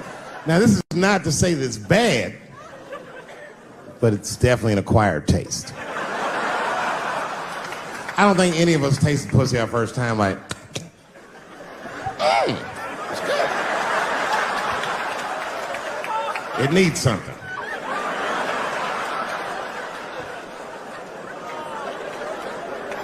You know, it's illegal for a gynecologist to say the word pussy. They can only say vagina, or they can name individual parts medically, but they can never say shorthand, even if the gynecologist is a woman. I feel like if it was a woman...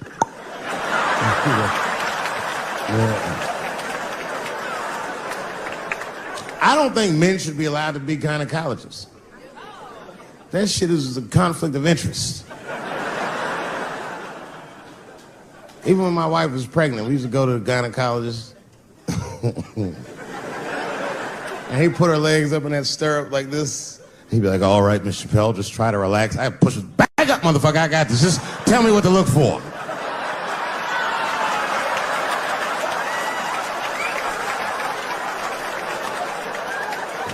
One of those home-style checkups.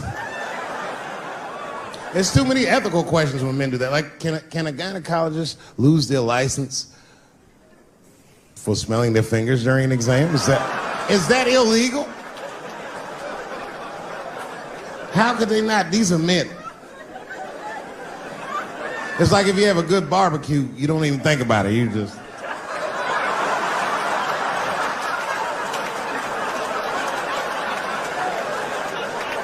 The word pussy is only offensive if you're older. People my age and younger, I don't think we dance to that shit. That song come on the radio, say, I beat the pussy up. That's our song. It's like nothing like a love song. There's no tracks of his tears, no midnight trains to Georgia. This man simply beats the pussy up. Unbelievable. You don't even know if he's having sex with these women. They might just pull their pants down. He'd be like, bah! G-Unit.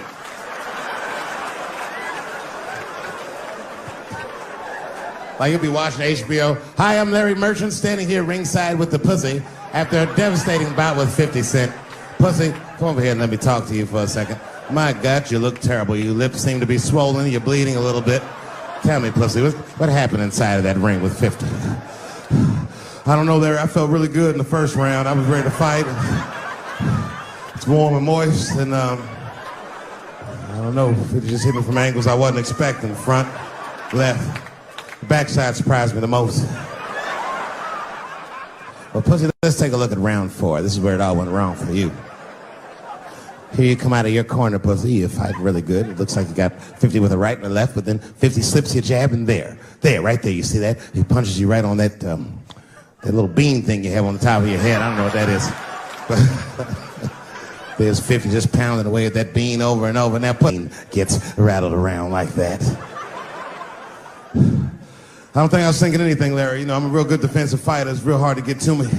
I've never been punched directly on my bean before.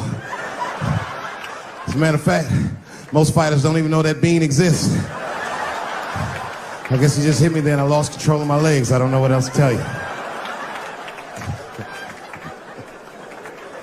I like when Lil Wayne talks about pussy. Lil Wayne used to have that song. He'd say, I got a bitch that plays the movies in my jacuzzi. And then it goes like this. Pussy juicy. That shit always makes me laugh, because no guy says that, you know? I mean, only Lil Wayne would say some shit like that. If you was fucking a girl, she's like, is this pussy good? You're not gonna be like, it's juicy. It's good. The pussy was juicy. That's why I'm not Lil Wayne. Because if I was in a hot tub with a girl and I could tell that the pussy was juicy while I was in the hot tub, I'd probably get out of the tub. I'm a germaphobe. I just picture Lil Wayne like, what is this strange oil floating in my hot tub water juice? That shit was so funny to me, I must have wrote like no less than 40 jokes with the punchline pussy juice. And all of them work to some degree 100% of the time. I'll do one more just so you believe me, okay? All right. And this next piece, it's a special episode of CSI. For some reason, Lil Wayne is guest starring. as the lead detective, okay? That's the setup. Are you ready? Here it goes. Has anyone else been on this crime scene? No. It's very strange. This place is virtually undisturbed. No forced entry. No sign of a struggle. Shine your flashlight right here. I just slipped in something. What is this? What is this? It glistens in the light. Smooth to the touch. Pussy juice.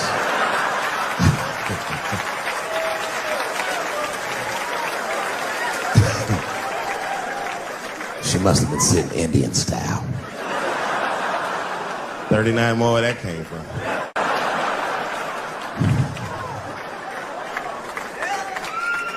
Everybody's mad about something. Recently, I got attacked online by some gay bloggers, and it hurt my feelings. I have no problem with gay people, but I fucking hate bloggers. I'm not saying it because this person was gay. They was acting like a bitch online. They was like mischaracterizing my jokes, trying to make a point off of me, when it's really, it's like, yo, I'm your ally, motherfucker. I'm not trying to stop gay people. I got better shit to do. This motherfucker was saying things to try to get gay people to beat me up. Seriously, he was like, Dave Chappelle's jokes. I don't know how he actually talks when he's making his voice up. Dave Chappelle's jokes were an affront to the manhood of all gay men. What the fuck does that mean? I didn't say anything that would allude to gay men not being men. I know you men. In fact, what could be manlier than fucking another guy in the ass? It's the most gangster shit I've ever heard of in my life. I told you I'm not cut out for that. I'm a pussy. You know what I said? That's all I said. First of all, I'll tell you right now what I said. And I will tell you that this was not a joke. It's a true story. And I just happened to tell it. All right, what happened was I went to a gallery party, all right? I don't know who in here has ever been rich before, but these are very nice parties. You know, wine and cheese and ball of conversation. And there was a few eccentric types, one of which was a very wealthy man that happened to be wearing a dress. I don't know what you call him, man. This is a tranny or a drag queen, perhaps. Whatever it was, this is definitely a man. And this man was definitely on drugs. I don't know what kind of drugs he's on, but I knew he had too much. He didn't look good. It's like this. He's like, he looked sick. And all his friends were standing around him, concerned, trying to revive him. I don't know what they looked like, some kind of gay CPR. There was fanning and shit.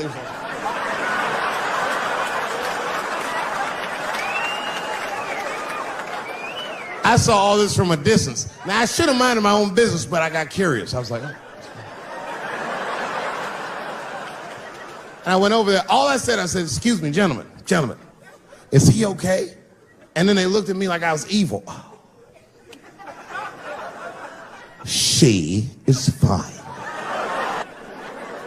I'm sorry, I didn't know this is what we were doing. Here's my thing. I would support anybody's right to be whoever they feel like they are inside. I'm your ally in that.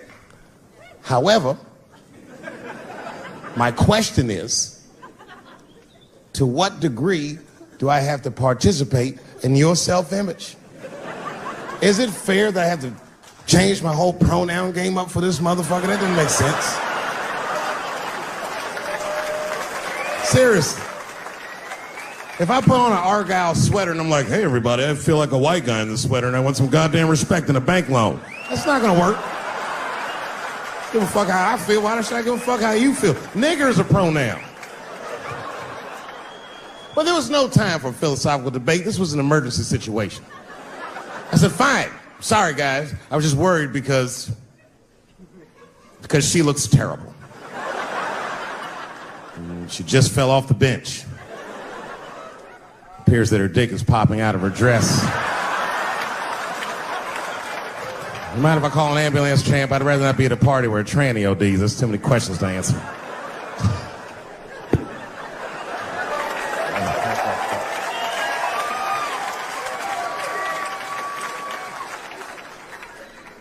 Okay, I've been through this before. I had a friend from high school. Now, in high school, this guy was a thug, right? He was a fucking dope boy. He did it all. He's a wild dude. People used to be very scared of him. And then after high school, word on the street was he'd come out the closet. I personally didn't believe it. I bring him up because last year, he calls me out of the blue like, yo, what's up, man? I got your number from so-and-so, and I heard you're going to be in New York doing a show. Could I get some tickets? I was like, fuck yeah, get some tickets, man. How you been? He said, well, we'll catch up at the show, man, but yo, I appreciate it. I'll see you soon. I said, all right, man, take care. And I was about to hang up, and I couldn't resist. I was just like, hey, nigga, I heard you was gay. What's going on with that?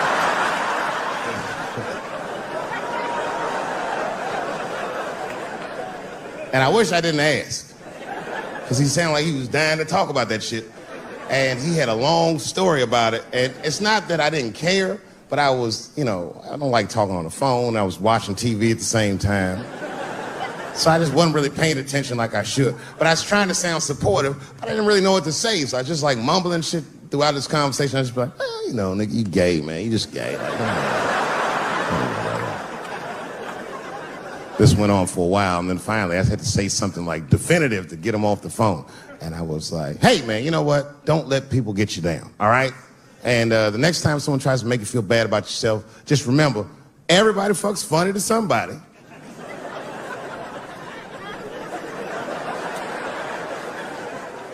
He didn't like that shit. He's like, what the fuck does that mean? I said, huh? He said, you saying I fuck funny, motherfucker? I said, no, that's not what I'm saying. I'm saying everybody's different. He said, you ain't say different, nigga. You said funny. What's so fucking funny about the way I fuck? And I said, hey, man, I fuck feet. He said, what? Oh, this is not a joke, ladies and gentlemen. I get women to squeeze their feet together like this, and I fuck them right in that little space in their feet. But you can't build a community behind that shit. There's no flag for us. That shit made him laugh. And the next day, after the show, I saw him backstage. He was like, yo, what's up, man? I'm like, oh, shit, what's going on? And he had his buddy with him. He goes, Dave, I want you to meet Manuel. Manuel's my fiance. We're in New York getting married because it's legal here. I said, well, gracias. And he went to go get some drinks. And then my buddy looked at me. He was like, so, Dave, what do you think? And I started mumbling again. You gay, nigga. You just gay. He said, yeah, I'm a little nervous about getting married, man. It's a big step. I said, yeah, it is. It's a big step. He said, well, you've been married for a while. You got any advice for us? No, I'm married to a woman. Sorry about that. And he corrected me. He said, no, you married the person that you love. So it's essentially the same. I said, man, the problem with that statement is that it makes the assumption that I love her. But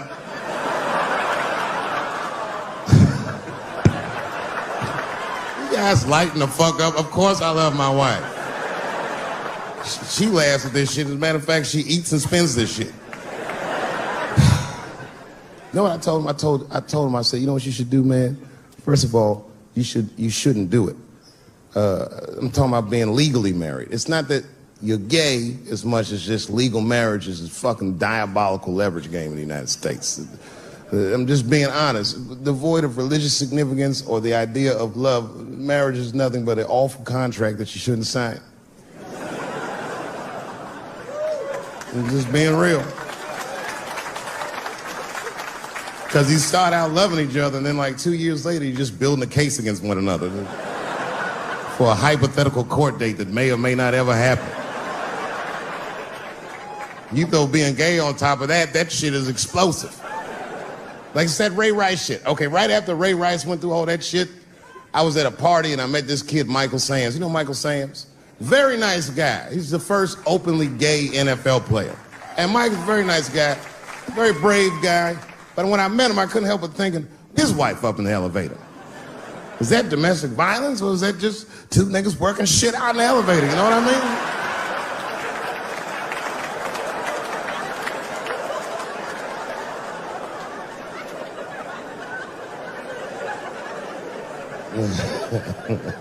Anyway, I give all married men the same advice, gay or straight. Get a dog. This dog will love you all the time, but she's not going to. It's real talk. I didn't even know about dogs, and my kids got the dog. They brought him home from the shelter, and I didn't even want him. They're like, "Can we keep him?" I said, "Nope." I said, "Where'd you even get this dog?" They're like, "We got him from the shelter." I was like, "Ugh. Probably something wrong with him. Can't keep him." And then my kids started crying and screaming like the dog had gambling debts. "Please, Dad, if you don't let us keep him, they're gonna kill him." I was like, "Oh. All right, you can keep him." And this dog was a menace. I hated his guts. Then one night I'd smoked a bunch of weed, and I was eating a sandwich, and Baba came over. Baba's the dog. He came over and was staring at me. This will make you very uncomfortable if you're just looking at you usually.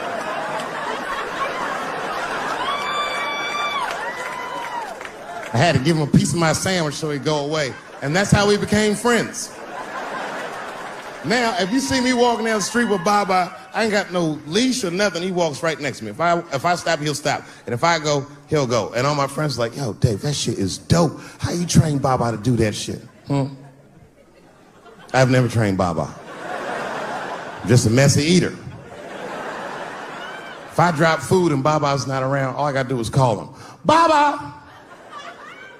He's a black dude's dog, so he doesn't come right away. He peeks first to see what's going on.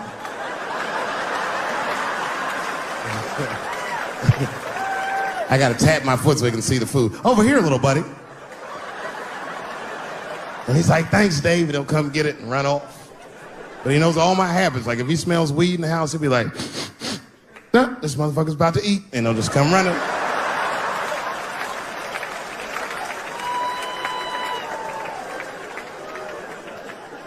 Baba got me through a very difficult time in my marriage. We spend the most time together. Like, it's not that me and my wife don't spend time together, but we've been married so long, it's like we don't talk. Like, I don't know if anyone's married here, but if after 10 years, all that chatty shit goes away. You've said it all. You know what I mean? It's just, yeah, we're just in the zone. She says the same shit to me every night before she goes to bed. I'll be the last one up. She's like, "I'm gonna get some sleep, Dave. Good night." "All right, babe, we'll stay up and watch television. Good night." And she'll walk halfway up the steps. "David? Don't eat the kids' lunch." And then she walks away.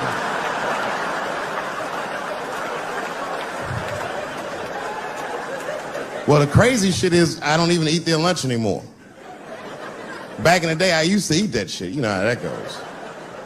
I might smoke some weed in the middle of the night, and she'll leave neatly wrapped sandwiches all over the kitchen. I'm gonna eat it.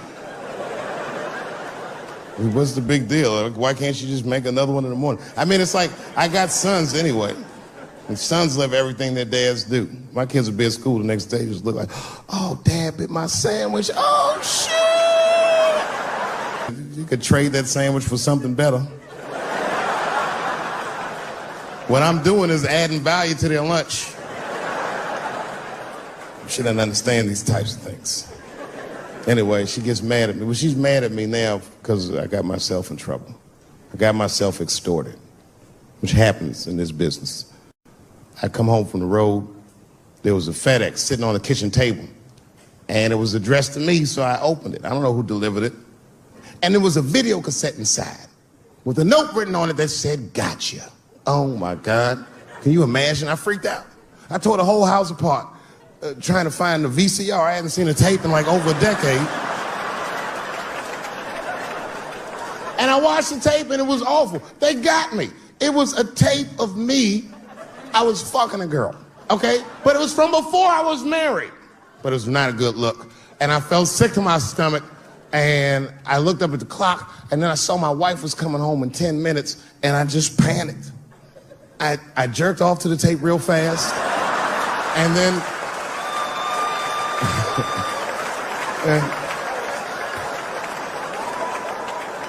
And then I called the FBI.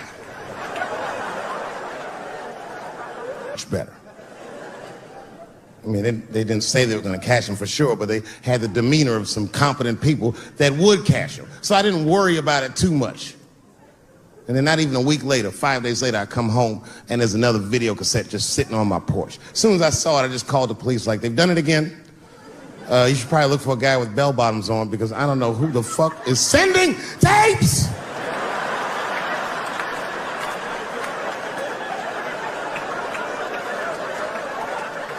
And that second tape was the worst shit I'd ever seen in my life. It was awful. Career-ending bad. It was a tape of me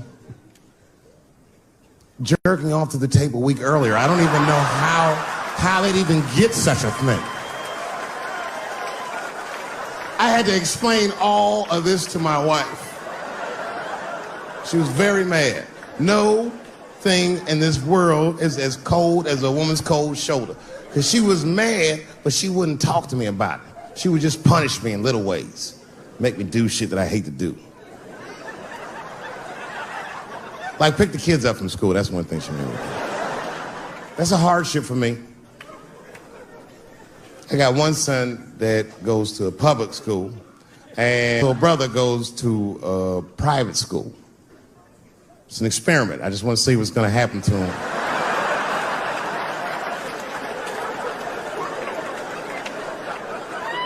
But what's weird is my little son in private school, he's like my thuggy son, you know what I mean? I don't know where he get that from. He's not getting it from me. And he's definitely not getting it from that school. That school is very, like, it's a liberal school. It's the kind of school, there might be like 12 black students in the entire school. And I'm the only black parent.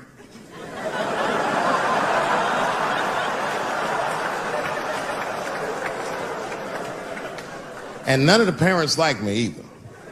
Not because I'm black, but just like they don't like how I roll. Because I've been showing up late all the time, and I'm like in a Porsche and blasting music that they don't like. You know, the music be like, I'll beat the pussy up. And I pull into the parking lot.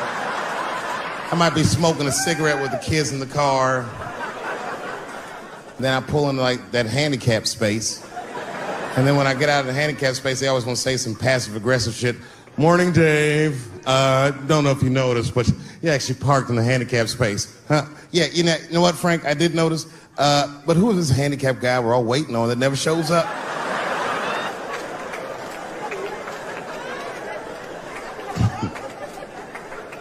So I hate going over to that school. The only parents that are nice to me is a lesbian couple, Kate and Sarah. Actually, Kate hates my guts. Sarah knows that I'm black and she's half black, so she just understands me. You know what I'm saying? I can't explain it. Because I'll say shit and Kate's just too serious about being a lesbian. I'll be like, hey, Kate, hey, Sarah, you guys going to do the father-son picnic next week? How's that going to work? And Kate will instantly be furious. But Sarah knows I'm fucking around, so she'll just say something cool. I don't know, Dave, maybe me and Kate will flip for that shit. I said, bitch, you better save that coin toss because everybody knows you strapping on in that household. And then Kate will turn bright red, but Sarah just fist bump me like, you right, nigga, it's me. We're good friends. We're good friends. They invite me to stuff. They're like my only friends at the school. So imagine my surprise when I go to pick my son up after all this happens. And the teacher is waiting outside for me. She's just standing right there in the middle of the fucking handicap space. I knew something was wrong, so I rolled the window. We talked to you for a minute in the office. I said, no, fuck that. We got to talk right here. What's going on? I knew it was bad. Ibrahim had a fight. I said, a fight? Don't worry. Everyone's okay. I said, everyone? What happened? Well, that's it. We don't know what happened because he won't talk to anybody. All we know is that he punched Sarah Jr. in the face. I said, oh no. Sarah's one of the only parents I'm not sure I can beat up in this school. Just then, Kate and Sarah pulled up to pick up their daughter, and then we all had to go into the office, and I was really worried because I didn't want them to kick me out of the school. And then they brought my son in, he was crying. They brought him in like a prisoner. He was like, oh. oh. I said, son, just stop crying, calm down. Do not look at these mean faces. I need you to look at my face, and I need you to tell me the truth, buddy, all right? Just tell me the truth. Is it true? Did you punch that girl, Sarah Jr., in the face? I was trying to give him a signal to lie, but he didn't pick up on it. I was like...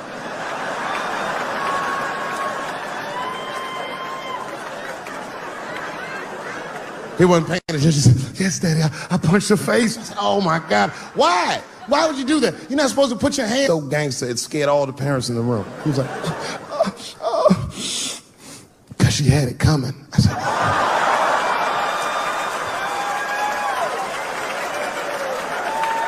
And everyone looked at me. I said, I did not teach you. I don't know where he got that from. I said, what does that mean, son? That is crazy talk. What does that mean? And then he just started crying like he was Tupac. These kids keep fucking with me.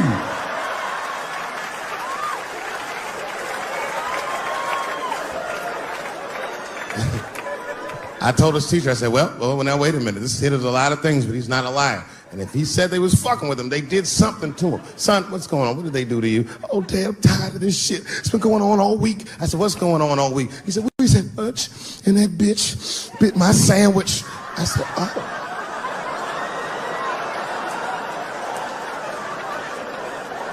I said, it's the fourth time this week. I'm tired of this sandwich biting bitch. I said, stop using that word. Let's go home. That's a quiet car ride home. We got to the house. He just ran right up to his room, slammed the door. His mother came downstairs. By then, she had heard about everything. She was looking at me like, oh, my. She said, you bit that goddamn sandwich, didn't you, Daddy? I said, I'm tired of you accusing me of shit. And I just ran out of the house, jumped in my car and drove off. Of course I bit that sandwich. But I knew that she was just really mad about that tape, so now she was going to punish me about a fucking sandwich I bit. And I was mad as fuck. You know what I said to myself? I said, I should just never go home. Fuck this shit. You know, by the way, that's how people used to get divorced in the 40s. Wasn't no divorce court in America. Back in those days, if you want to get out your marriage, you should tell your wife, hey, baby, I'm going to get a pack of cigarettes. I'll be right back. You would just leave with the clothes on your back. That's when men were men. And there was no internet back then, so you could move 11 miles away and have a whole new life.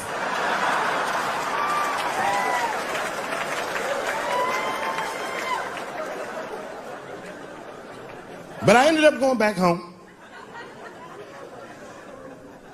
Late at night, and came in the room and she was actually changing for bed. You can always tell your wife is mad at you when they cover their titties up when you're walking. Oh.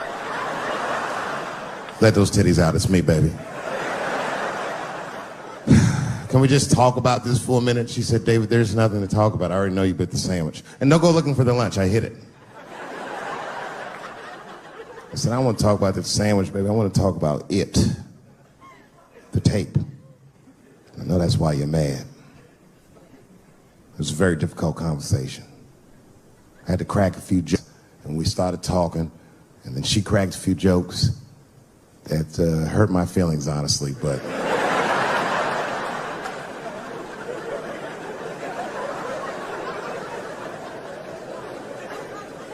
We talked, and you know what she told me?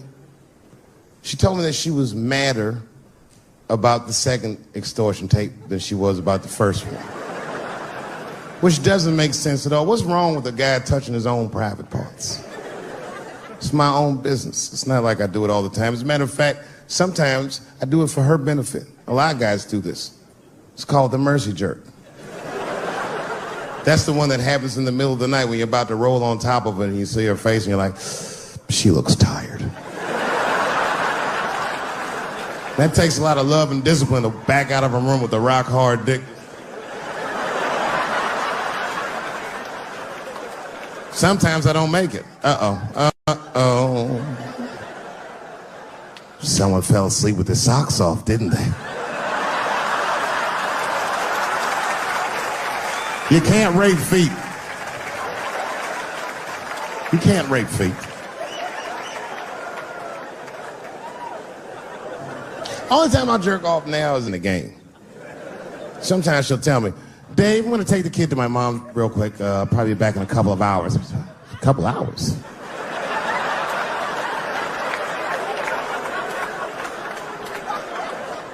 You can get a good one in 2 hours. That's the kind of session where you'll take all your clothes off. I'll be butt naked in the living room like, get these fucking toys out of my way. Disgusting. Foot all on the coffee table, just stroking it out, taking my time. And I got a bowl of cereal waiting for me right here.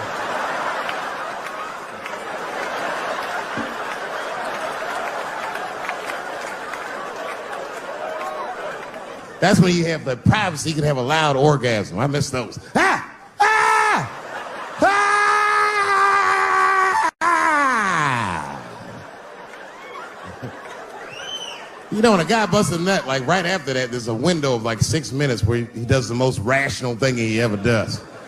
That's when he's always horrified. Ah! Oh God, what have I done? Oh my God, it's everywhere. Ah! Thank you very much, Austin, Texas. I had a wonderful time. Be well, be happy. Good night.